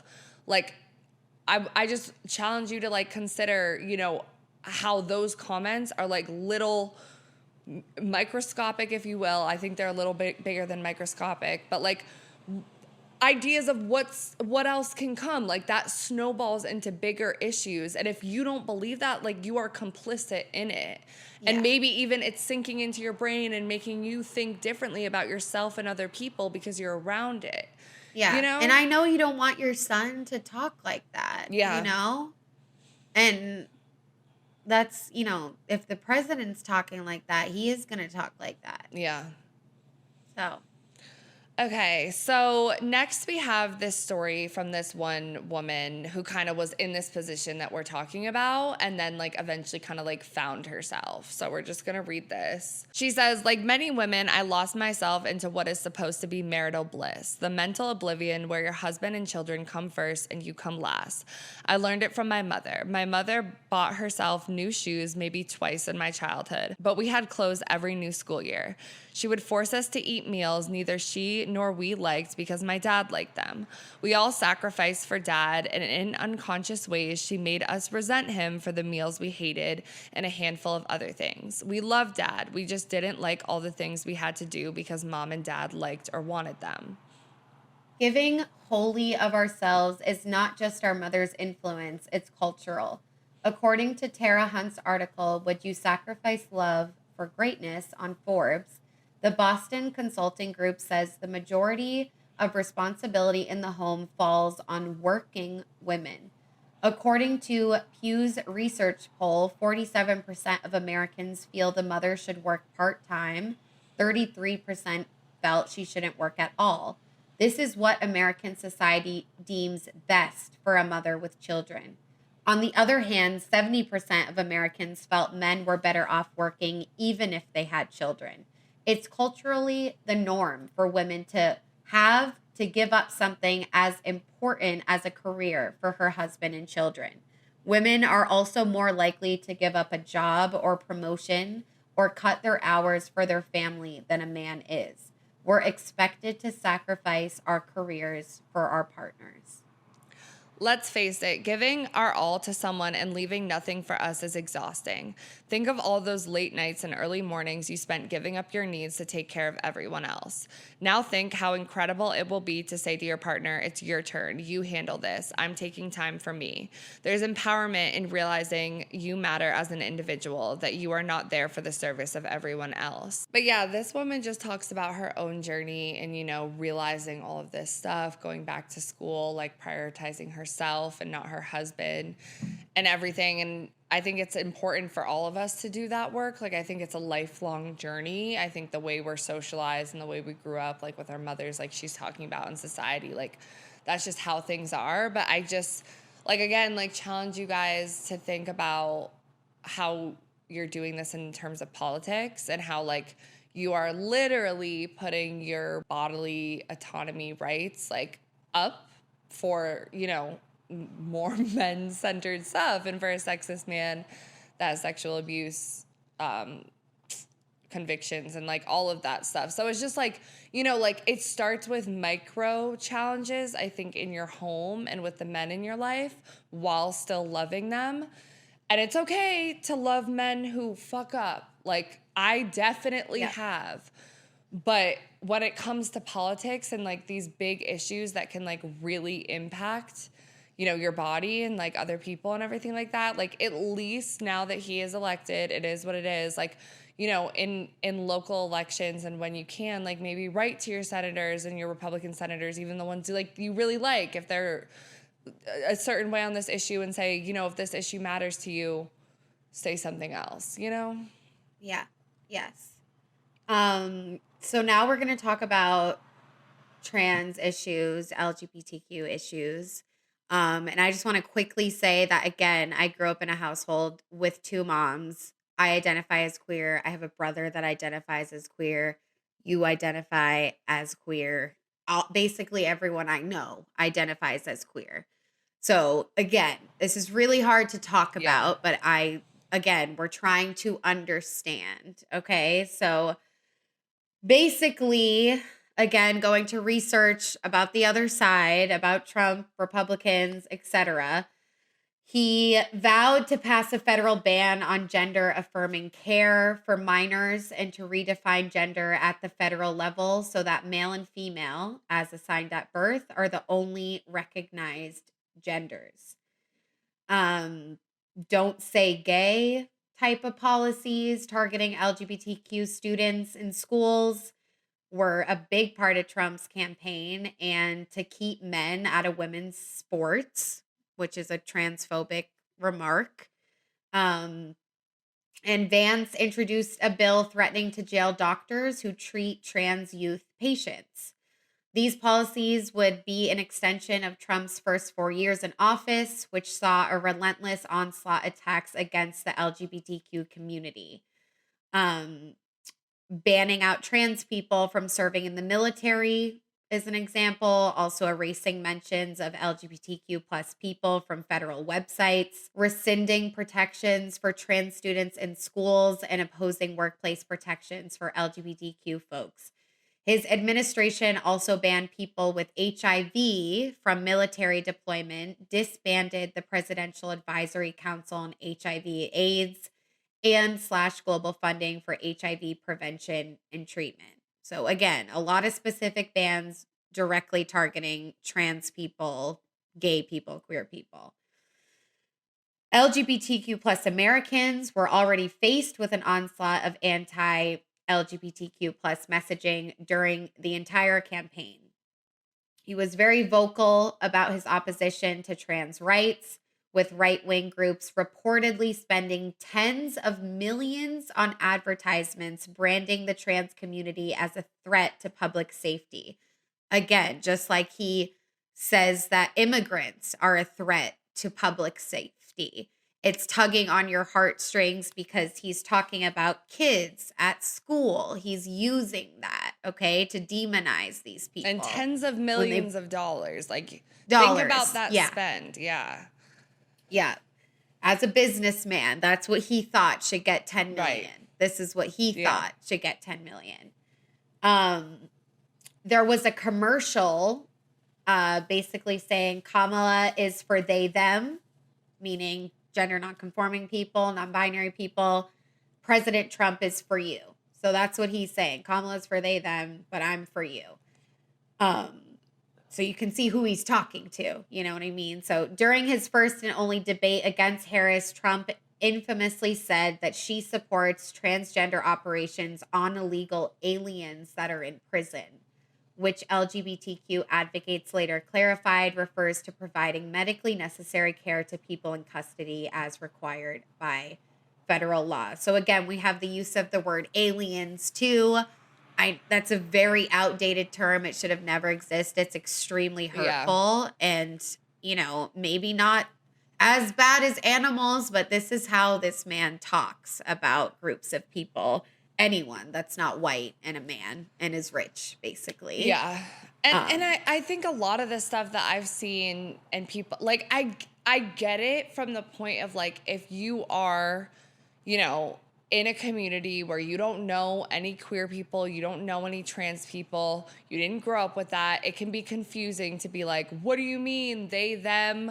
Like, what do you mean people changing genders, blah, blah, blah, blah. But, like, if you met some of the queer people and trans people that we know, they're literally just like us. They're literally just like us. It's just that, like, you know, they were born in a body that does not align with their gender. Like, it just doesn't. And it's like a literal medical thing. Like, one of my mom's friends has a child that started to, you know, dress differently and wanted to be called different pronouns when they were like 3. Like, like, it starts early. And I want you guys to also know schools are not performing sex changes. Like, that's literally not a thing. That is illegal. That is not possible. Like, they don't have they hardly have a school nurse. The school nurse gives out Band-Aids and then they send you home if there's anything bigger than that. They are not performing sex changes at schools. And the reason that there are protections around trans kids at schools is because a lot of these trans kids are misunderstood by their families as well, and it's not safe for them. But when they're at school, they try to make it a safe space for them You know, Yeah. it's to just let be themselves. just let kids be kids and be themselves. And you don't, if you're struggling to understand the trans experience, the queer experience, you don't have to understand it. All you have to do is accept it and say, we're all here together. And I want, people to just be themselves and not be afraid. And like, yes, no one is doing anything to your kids to go to school and these surgeries. It's just simply not true. And you guys have to research these things to know. It's okay that you don't know. It's okay that you believed him for a second, but now seriously, like, look into it, and it's not Yeah, true. and especially all this stuff about, like, be worried for your daughters because, like, these trans women are going into, like, bathrooms and, like, whatever. It's like, who do you think, what man do you know in your life that would switch their gender so that they could be a predator? Like, most, like, men that I know would never give up their rights like that. Trans people have, like, among the least rights in our society. Like, they are discriminated against. There's, like, higher levels of rape and sexual abuse. A lot of them are forced into sex work because they're not, like, employable. Not because they're not employable because they're not capable, but because people discriminate against them. They don't see that. And then also Yes. think about the bans on the military. Like, these are people that want to fight for our country, that want to, go into the military, and then we're preventing them from doing that, And that love the country enough, just like you do, to put their life on the line and do that. Yeah. Something that I know that you guys respect that. Yeah, and like you said, like, you don't have to completely understand it because, like, I'm never gonna understand it. I'm Right. not trans. It's impossible like, to I'm never fully gonna understand it. because, like, we're not in that body. We don't know that experience. But, like, at least accept them and love them, And with knowing all of the discrimination and that, like you said, they have the least amount of rights in the country, why would someone do that to themselves if it wasn't true? Why would they say those things knowing how horrible society treats them? Why would they do that? And think about the seriousness. If you can get nothing else, think about, would you ever, as, like, a cisgender white woman, get surgery to, remove your breasts, like, would you ever do that? Would you ever, like, for someone to do that, they are very uncomfortable in their body and their gender. Like, they have thought about this for a long time, and you're not able to do that until you're 18. Like, it's not, it's not something that it's just like like, that is a big decision, and it's because it is really real for them, and you cannot relate because you haven't gone through it, but it's real. Yeah. And they don't feel like they're even really living because they don't feel represented in their body, and it's scary. And it's so, again, just to think about that, we hope you guys can try to understand. Now we're going to move on to critical race theory, which again has been like a very hot topic, if you will, and people disagreeing about. So real quick, in terms of why people don't want critical race theory, what we've researched, why Republicans don't want that to happen. Americans do not need or want their tax dollars diverted from promoting the principles that unite our nation toward promoting radical ideologies meant to divide us. So people think that critical race theory is going to divide us more, talk about, maybe us versus them and these groups of people, and they think that's going to more divide us more. Our nation's youth do not need activist indoctrination that fixates solely on past flaws and splits our nation into divided camps. So their argument is that, racism is in the past and we don't need to worry about it anymore. That's what they're arguing. And they believe taxpayer-supported programs should emphasize the shared civic virtues that bring us together, not push radical agendas that tear us apart. So they think critical race theory is going to tear us apart further. Yeah, this is another one that I'm, like, very, very passionate about. I didn't get critical race theory until I went to college, and it was, like, essentially my minor. My minor was like decolonizing literature and like Black studies. But like, I don't think that it divides us. I think it is very uncomfortable as a white person to sit in a room and learn about history, like our history. This is our shared American history. This is what actually happened in our country. It is very uncomfortable to sit in a room as a white person and listen to the horrendous ways that white people in America, our ancestors, have treated Black people in America, Indigenous people in America, people of color in general, people in Japanese camps, immigrants, like there is a very fucked up history in America. And I get that it's like, oh, let's just ignore the past. Let's just move on. Let's just sunshine and butterflies and like move past it. But like, just think about being one of those people. It was not that long ago that like Black people got rights. It was really, and a lot of you can probably relate, your parents' generation when they desegregated schools. Like this was not that long ago. And to have gone through, if you can empathize and put yourself in their situation, to have gone through generations of violence against them, and then to be given these rights where they're trying to catch up for their entire lives in the system that was racist against them.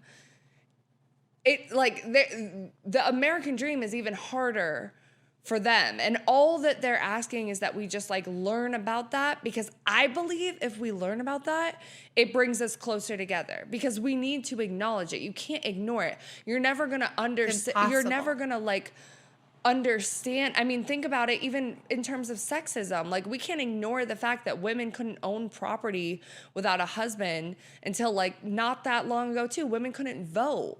You know, like we need to talk about those things too, because it's a slow progression to get right. Yes. And it's the truth about what happened. Why would we ignore the truth about what happened in this country and what happened not too long ago and what is still happening now that just maybe looks different, but it's still blatant, horrific racism every single day. And exactly. It's impossible to just say it happened, we're moving on. It doesn't work like that. You know, it really doesn't. And it especially doesn't work like that when white people are the ones like still controlling whether we talk about it or not. Yeah. But yeah, like in anything like difficult in life, like even if you're in a personal relationship, because you know, at the end of the day, we're a sex and relationships fucking podcast. We talk about intimate relationships. Here we go. Yeah. I'm trying to make things that people can relate to. Like say you're with a partner that cheated on you and you want to just move past it. How fucking difficult is that? How like if you as a woman were ever cheated on, were you able to just move past it? No, you probably kept bringing it up. You kept being like paranoid. You kept being fucking like whatever. And maybe they were still cheating. They probably were. And like, if we put that in the context of like Black people in America and what America has done to them, they can't forget that. And it's still happening to them. Like we are the cheaters. You know what I'm saying? Yes. So it's just like, regular human conditions and how things work. And then when you pull back and realize that like racism isn't just comments and isn't just like separating people and that's all over now. It's also deeply ingrained to every system that exists. Yeah. Like it helps us be able to get to a point where we are all equal, you know? Yeah. And when it comes to whiteness and privilege, this is a very low level of understanding, but like it is a privilege to say, I don't want to talk about this. I want to move on. That is privilege. Just like, just like it is. Just like what you said. Yeah. Black people can't do just that. Just like how we were talking just previously before this about sexism. Like men can just be like, that's not my issue. And move on. Right. Meanwhile, it's an issue that will directly affect your body. We're doing the same thing to people of color when we say, "Oh, we don't want to pay attention to that." Meanwhile, that is something that they have to deal with every single day in this country. Yeah. And if you're a white woman that voted for Trump and you said, well, the economy and the border policies and immigration is more important than the reproductive rights and all the horrible things this man has done to women repeatedly. Even if you did that, I know that you still are thinking about the reproductive rights. You can't like not think about that. You have to. You might be repressing it, but like that's like what it's like. Like you can't not think about that. Yeah. So. And I think ignoring it, even if you're not consciously clocking it as like, oh, that's racist, that's how it comes across, you know, because you're like ignoring this history. Like this is real. Like it's just history. It is history. It happened. It is what it is. That's what but happened. I think, it's the yeah, truth. if we learn about it, we can move forward. And it's not to make white people feel bad or hate themselves or whatever. Because at the end of the day, we were born whenever we were born. We do not have control over what our ancestors did with slavery and all of that. We were born later. But we do have control over what we do now. And the more we know, the better we can act. But a little bit more about critical race theory. Fox News has mentioned the term critical race theory 1,300 times in less than 4 months. Why? Because critical race theory has become a new boogeyman for people unwilling to acknowledge our country's racist history and how it impacts the present, as we said. And they kind of go on to say, you know, the reason why critical race theory has become such a flashpoint in culture, it's important to understand what it is and what it's not. Opponents fear that critical race theory labels all white people as being oppressors while classifying all Black people as hopelessly oppressed victims. These fears have spurred school boards and state legislators, Tennessee to Idaho, to ban teachings about racism in classrooms. However, a lot of this is like vast exaggerations of what's really going on. So critical race theory does not attribute racism to white people as individuals or even as entire groups of people. Simply put, critical race theory states that the U.S. social institutions, the criminal justice system, the education system, labor market, housing market, and healthcare system are laced with racism embedded in laws and regulations, rules and procedures that lead to differential outcomes. But many Americans are not able to separate their individual identity as American from these institutions, which I find really interesting, right? Because it's like we're always like on both sides talking about the system versus people, you know, like we're like, oh, the system doesn't care about us. They don't care about us, right? Like we're just people. It's like, it's the same thing in critical race theory. They're talking about the system, not the people. Yep. They're not coming for you as a white woman or your husband or your kids or whatever. They are saying the system was set up this way by people way before us, so let's address this system. So people that are against it interpret calling social institutions racist as calling them racist personally. It speaks to how normative racial ideology is to American identity, that some people just cannot separate the two. There are also people who may recognize America's racist past, but have bought into the false narrative that the U.S. is now an equitable democracy, which it's not. There's still all of these systems and structures in place to keep it that way. If you look at the prison system and how many Black men are there compared to any other race, it shows that. And then if we want to talk about George Floyd and the way that cops are, you know, that's a whole nother thing that I'd love to get into another time, but we're going to start small. Scholars and activists who discuss critical race theory are not arguing that white people living now are to blame for what people did in the past. They're saying that white people living now have a moral responsibility to do something about how racism still impacts all of our lives today. Policies attempting to suffocate this much-needed national conversation are an obstacle to the pursuit of equitable democracy. So I think, that's like huge. It's like once you stop looking at it as something that's like hurting you and your identity and something that's oppressing you and look at it as something that is empowering you to create a better space for like other people, your kids, to have you forge better relationships with people of color and really get to that, like, I don't want to say colorblindness, but like that equitable society where we're all in the same playing field. Like this is what needs to be done. Right. We're not looking to the past to make ourselves feel bad. It's to see what we need to do now based on that and what happened. And it is so important.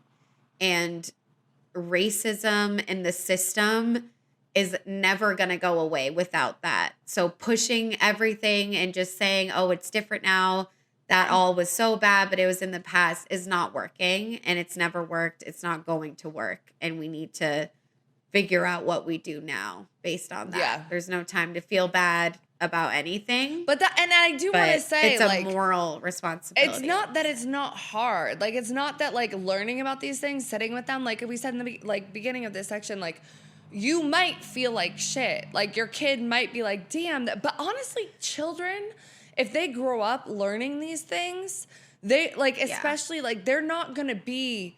I think, like, we're projecting onto them because of the way more we, faith yeah, in them. because of the way we grew up and the different education that we had.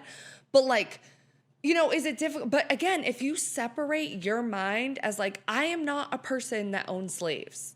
You know what I'm saying? But I am someone that lives in this society that has an ability to change things. And you separate the systems from yourself.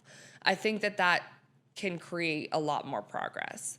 Yeah. And if you really care about America, which y'all really like claim to care and love this country, why wouldn't you want to do your civic duty as a white American and do something about this, you know? Okay, so I guess kind of going off of all of that, we're going to talk a little bit about the P word, okay? Privilege, and specifically how it relates to white women. There's all different types of privilege. White privilege as a whole. White women privilege is a subsection of whiteness privilege, okay? We are white and we are women. BG, therefore, cue the TikTok. privileged. White women will save the world from racism. I'm not talking about every white woman. I'm talking about the inclined white woman who is interested in, curious about, wants to go deeper in understanding what specifically has happened to Black and brown people and what must be fixed because of it. White women are the only among us who are the best positioned with proximity to white men who, on the topic of racial equity, have to be moved. It's not an option. And so what's keeping them from operating in that space now? Training, development, support, let me turn the light on, encouragement, an understanding of what to do and what to be. There are many that want to be operatives in advancing racial equity, but don't know how. They need us, they need our help, and I'm here for it. So yeah, this is right from a Black woman on TikTok, and she's saying that white women are the best position to really make a change to end racism. Our proximity to white men, the relationships that we have with white men and the relationships that we have with our white community, again, like, she's calling on us to look at it as something empowering, to use this access and this privilege that we have to make something good of it. For good. Yeah. For good. As of what we've been doing historically and now, you know? And again, it's like, it really is like a civic duty. Like, if you don't want to say it's like your white person duty, like, say it like this, like, it's for America, right? To have everyone come together and be that great nation. The melting pot. And it's really hard like for me to say the great nation. Like, this is really hard. And like, if you're our loyal listeners, like, we are not talking how we normally would. We are drastically holding back because we really want to understand. Yes. But take this exact, like, a video from a Black woman saying, you have the power within you to make a difference more than anyone, you know? So why aren't you doing that? Okay, so a little bit more about privilege and that it is uncomfortable to go into critical race theory and to think about your role in white supremacy and things like that as a white woman. As sociologists and white women, we argue that the discomfort regarding engaging with racism in both the society in general as well as in women-centered movements like Me Too and like movements like that, like we need intersectionality where it's not just white women having a movement, it's everybody. And this is written by white women, so. Yeah. And this stems from the idea that white people don't have to talk about race and racism, like we were saying, because they aren't our issues, quote unquote. But because we live in a racialized society, everyone has a racial identity. To avoid injury and to build a more equitable and just society, white women must become better at talking about race and racism and recognize that while we experience sexism, we benefit from racial privilege in society. And it's not to look at it like our white ancestors have no connection to us just because we weren't doing that during that time. It's like that is where we come from.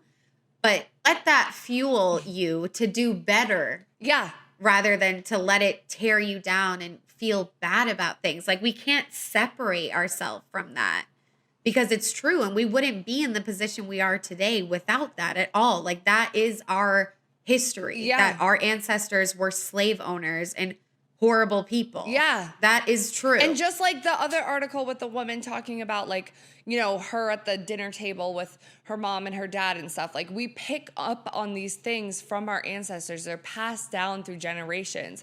And you don't have any control over that. Like the way that you were raised is the way that you were raised.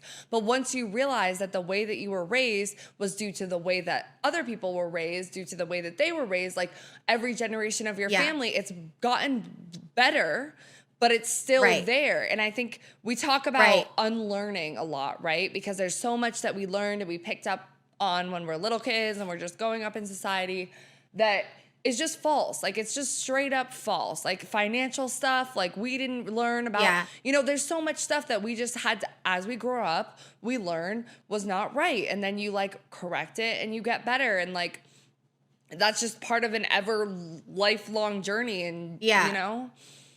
And a big part of whiteness is centering yourself in everything. So it makes sense while you talk about things like critical race theory and all that entails that you would center yourself and say, oh, I wasn't like that, or feel bad about yourself. But just because we need to remember that we are connected to our ancestors that took huge parts in that, it's not us, you know, like we are not the system, but we are at the same time. Like, I hope that makes sense. Like, and don't think about it like it's you, like take yourself out of it, but remember that like that is your people and there's nothing you can do about that. Because you are like your own person, but you're also the sum of your experiences and like how you are presented in society. And like, I do also want to mention, like, there's this thing called the pedagogy of the oppressed, which sounds super dramatic and extra. But I read it in college and it really like honestly changed my perspective on a lot of things. And she put me on. When it comes to like whiteness and privilege and oppression in society, and it also applies to gender and everything like that. It's by Paulo Freire. But essentially he talks about how like someone who is in a greater position of power, so like someone who is white and has always had these privileges throughout a society, can never imagine, just kind of how we talked about the trans experience, never imagine anything less than like the privileges that society has given them. Like you can never imagine what it's like to be in a Black woman's body because you are a white woman.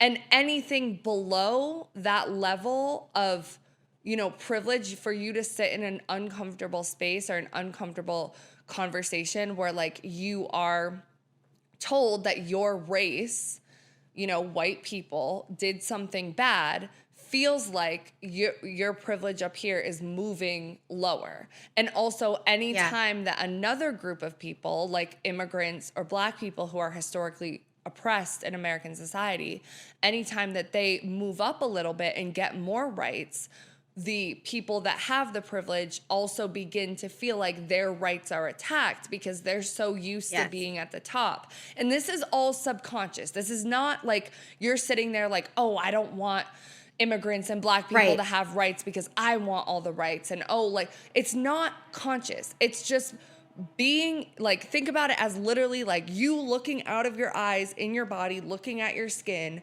versus a Black woman in her body looking at her skin. The way things are different, the way that Black men are treated differently by the police than white men are. Like these are just because of those things that are passed down generationally. It's our job to unlearn it. Yeah, that's what I was going to say. And those are things that need unwiring, unlearning. Like that's just what it is. That's just what you need to do with that. And we're on our journey too. It's not like Autumn and I have reached a place where we're like, and we believe inherently that all white people are racist. And I don't look, so I believe myself being a white woman that I am inherently racist because of the way that I was raised, because of how I function in society, and that I have to unlearn that every day. Just being white, not even how you're raised. Yeah, just being white. And that doesn't make me like look at myself and hate myself. I think there was a time in my journey where I was like, oh my God, white, like I feel so guilty and like whatever, like you don't want to acknowledge it. But then like, I think the learning process, you come to a point where it's just like, no, like that's just how it was. That's how it is. And like, it's not my fault completely as much as it's, again, my responsibility, like to keep going.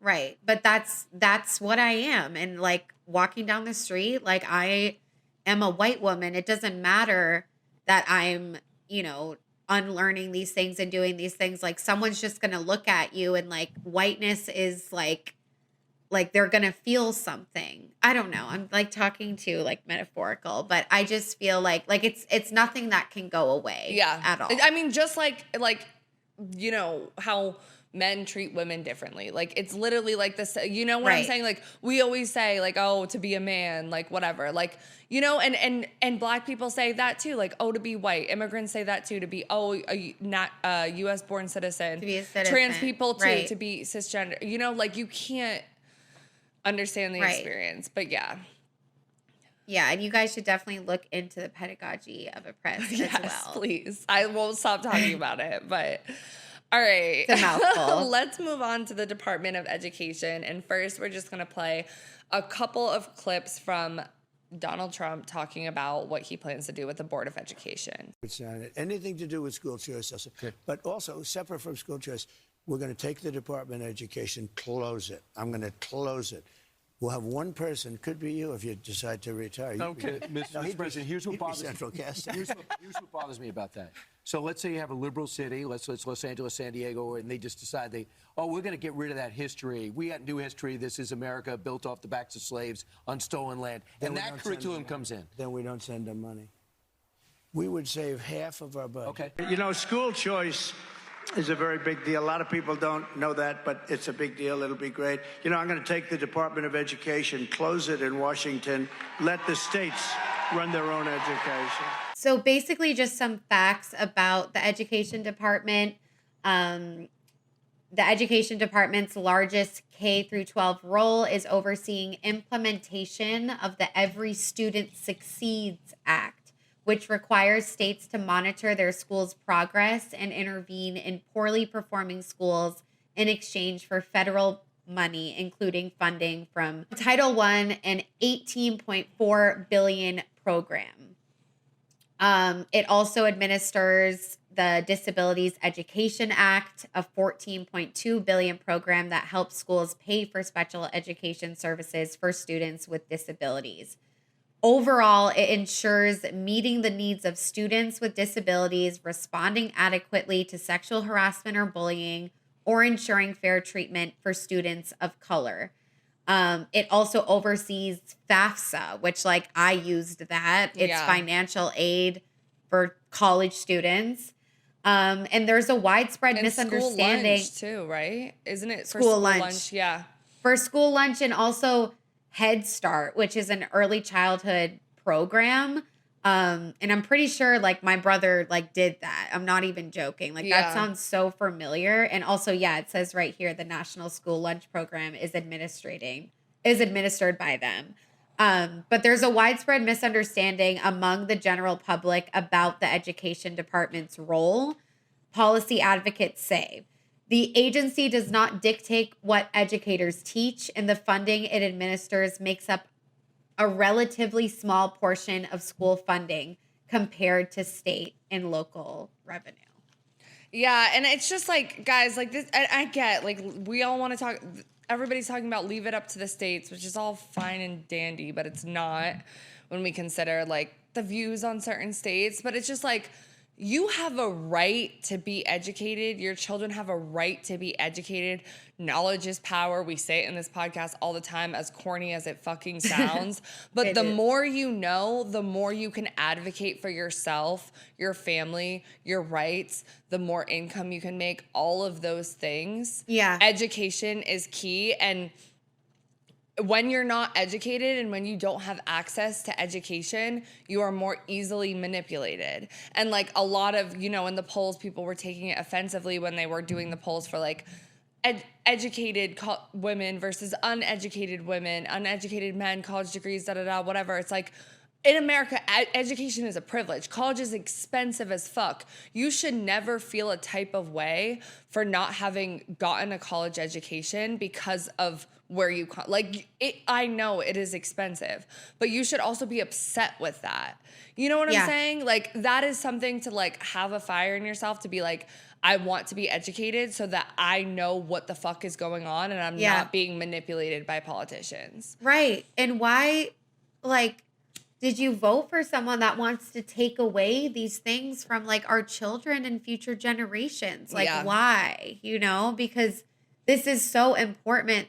The Department of Education does so many things and like way more than what we just said. Those are just like notable things and that they do. Defund it? Like, it's just, it's really, really scary. And exactly, education will allow you to not be easily manipulated by people like politicians, but not just politicians, like your boss, like everyone. Like everyone, yeah. And it's like, and I know that like a lot of people on the right are thinking that liberal people are being dramatic with like, oh, it's the end of like America, it's whatever. But like, if we look at history and if we look at how fascist, you know, controlling dictatorship, oligarchy governments start, a lot of the first things that they do is they ban books and they stop education. And what we're talking about right now is LGBTQ inclusive education, critical race theory, the literal Department of Education as a whole.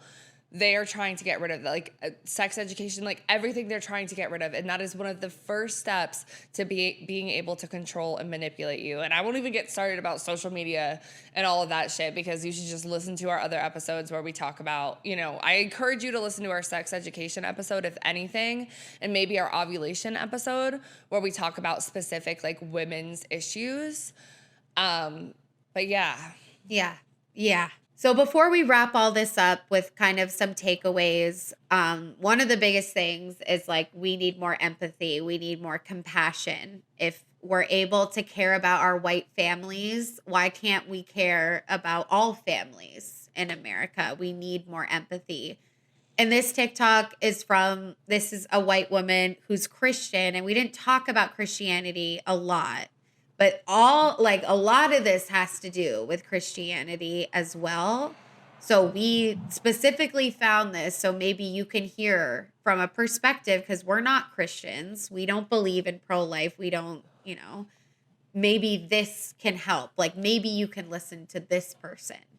This is a message for women who look like me, and this is not my normal content. I'm going to say all of this with so much compassion and love because we are one and the same. But I just want to talk to you for just a minute because I'm seeing a lot of things on the internet right now, and I'm sitting in the parking lot of Home Goods, and I just feel like I have to get this off my chest before I go in. But if you look like me, talk like me, dress like me, and were probably raised very similar to me, and you're having a really hard time understanding why people are really upset today, are feeling grieved, are scared, nervous, and it goes beyond the fact of like gas prices or the price of eggs. If you're having a really hard time understanding that and your way of internalizing and portraying Donald Trump's win is gloating, this is just my call to empathy for people. I don't want to condemn you for who you voted for. I believe in the democratic process and that I'm thankful that you voted. But I just really want to call you out to say empathy goes a long way. 1, 2, that when we get to heaven, I don't think we're going to be asked about what the gas prices were or how much we paid in taxes, or how well off we were, but I do think we'll be asked about how well we treated people. And so just let's be a reminder to be kind to people. But I used to have a really hard time, and understanding all of this, I gloated when I voted for Romney the first time. I still see that on my Instagram or Facebook, what are it called, memories. Like, I get it. I get it probably more than most people. But if you're just having a hard time understanding why people are so devastated today, and it's a lot of people that don't look like you, talk like you, dress like you, and they didn't vote like you, then I think it's time to look at yourself and the fact that maybe you need to build some new relationships, put yourself in other people's shoes, and really consider what it's like to be somebody else. I voted differently this year than I did 10 years ago, but as you know, you may not know, having a black daughter now has changed everything for me, and I look at things vastly different. And so, once again, I don't continue for who you vote for. I'm glad you participated in the process, but we've got to treat people with more respect and humility and kindness if we ever want to be united. And I think that's the real goal here. Okay, and this next video is from a man named James Tallarico, and he is a Texas state representative, former middle school teacher, and he is a progressive, but he talks about, you know, religion and Jesus and kind of following Jesus's teaching. So let's just play this real quick. Christian nationalists walk around with a mouthful of scripture and a heart full of hate. Don't tell me what you believe. Show me how you treat other people, and I'll tell you what you believe. Jesus didn't tell us to love our churches. He didn't tell us to love our doctrines and our creeds. He didn't even tell us to love our scriptures. He told us to love our neighbors. And there was no exception to that commandment. Love thy neighbor, regardless of race, class, gender, sexual orientation, or immigration status. One of my favorite theologians, Barbara Brown Taylor, once wrote, "The only clear line I draw these days is this: when my religion tries to come between me and my neighbor, I will choose my neighbor. Jesus never commanded me to love my religion." You know what's interesting? Not once in the entire Bible does Jesus ask us to worship him. All he asks is that we follow him. Love like he loved. Love the outcast. Welcome the stranger. Feed the hungry. Heal the sick. Free the oppressed. As the hymn says, they will know we are Christians by our love. We have to get back to that. And I just want to say, like, even though I'm not Christian anymore, I don't subscribe to those beliefs. I felt very alienated by the Christian church. I think this is why. Because I do very much believe in the teachings of Christianity. Loving your neighbor, treat people how you want to be treated.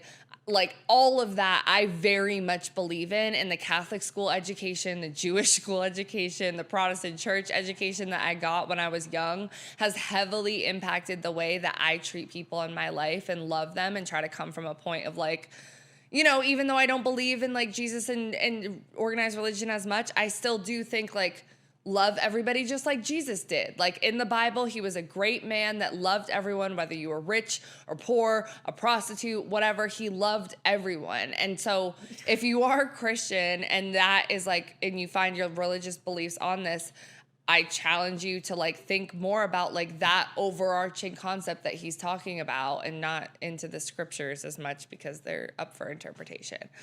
But yeah, we'll save that for another day. Save that for another day. But I think this brings us to the end of the episode, and we do have a couple questions that we just want to put up as discussion questions. So we just kind of wrote these to think about, but we're each just going to share some takeaways that we got from doing this.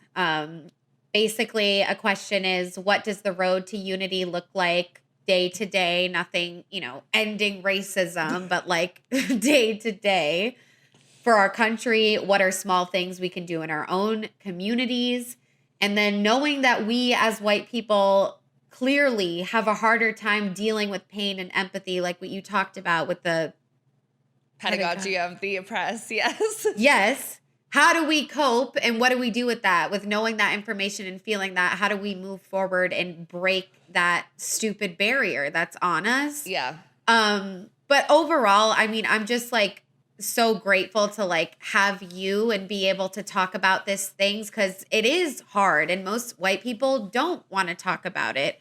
So the fact that like I have someone in my life that's like willing to go dissect these issues with me is so like precious, and I'm so grateful for it, because we cannot do it alone. You cannot unlearn your whiteness alone or learn about critical race theory and all of these things. You need people, because you have to feel like, people have your back and that you're not alone. You're going through this together, because it's confusing and it's hard. Like we said, it's not easy, and I am not done. We are not done at all. We're not peaked. You don't peak. Like, you just keep going, because the world keeps going and things keep happening. So you have to keep going.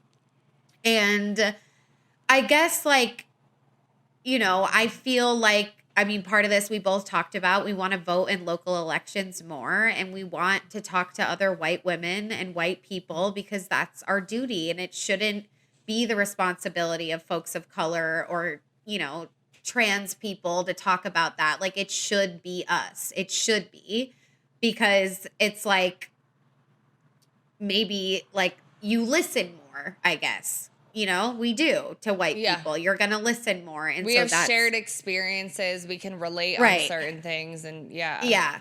And so I don't know. I just think it's really important to, also do self-reflection. And I can acknowledge that, I have although my rights as a queer person and a woman are being threatened and all of that, I still have so much privilege in this election. Like, I didn't need to call out of work because I couldn't get out of bed. You know what I mean? So it's like, I need to do more. Like, I need to show up more, and I need to not be afraid to say things. Like, that shit's long gone. It should have been long gone before. Like, we need to not be silenced by people and speak up about things.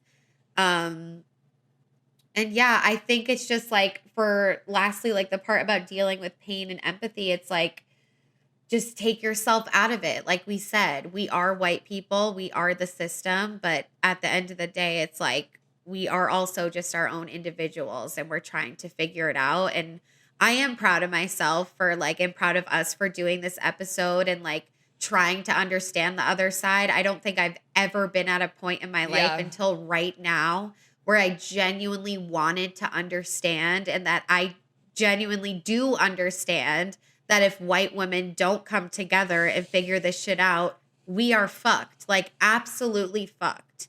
Yeah. So I'm proud of myself for that, and I like put pressure on myself to keep going and keep doing it. Yeah. Yeah, I 100% agree. I feel like when the election results came in, it almost felt like this like calling for us to do something and get outside of our outside of our comfort zone and try to have this moment where we're just engaging with other white women, because I don't think that I've been on the right side of like, connecting with other white people and, coming to a place of trying to educate them about issues that matter to me and my other it's communities. Just like, fuck them. It was just like, fuck them. And it was just like, fuck you. I don't care. You don't get me. You don't want to learn. You're uneducated. That was everything that was going through my mind. And that was also me, again, in my journey of unlearning white privilege and unlearning like the fact that like I do have power. Like, white women are the largest voting bloc. Like, we have a very big responsibility in this country. And I've talked to a lot of people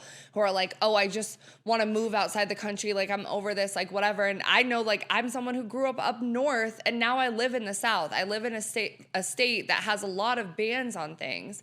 And it's very scary. But at the same time, I feel a responsibility to stay in this state and do the work that I think we need to do. And I'm like, in the conversations that I've had with people close, I wouldn't say close to me because they used to be, but they weren't because of this divide, I have been hopeful about like building these bridges between our beliefs and coming to a mutual understanding. And I hope that, you know, if you guys took the time to listen to this episode, that maybe we did change your mind on something, even if it's small. And maybe you can still be a Republican. But with some of these issues, like if it's just a small change that starts to build bigger, that starts to make you ask certain questions and like engage with us and maybe like vote on certain issues differently, to me, that's like a huge win. And I think, start. Yeah, like we need to just have these conversations because I'm sick of having hate. I'm sick of building walls between us. Like, it's not doing anything. Yeah. So we come in peace. We come in love. Like, we hope you do too. Yeah, we hope you do too. Please, Jesus. Like, please, God. Right. I'm calling on you. And yeah, let us know what you guys thought. Please feel free to comment as long as we keep it like peaceful, loving, nothing hateful. And we do have other episodes where we talk a lot about relationship issues, sex issues, personal identity, the internet. We talk a lot about algorithms. We mention certain laws. We are not a political podcast. We are not a podcast that covers the election back to back, what state representative. That is not us. We are much more sociological, societal, cultural. But, you know, maybe you'll learn something in those episodes. Our tone is a little different, so maybe you won't always agree. But, yeah, this is, yes. And we just want to say again, it's like, I was uncomfortable during parts of this episode. It was hard. I was very nervous because we're approaching things differently. And also, like, we're not perfect and we're talking about white people shit. Like, it's if it wasn't uncomfortable, that would be weird almost, you know? Yes. You can never get to a point where you're so relaxed. Like, it's always going to be jolting a little bit to the nervous system. Yeah. Okay, so hope you guys got something from it. If you're our loyal listeners, we love you. If you're a new listener or you at least tolerated the conversation, we're sending you love as well.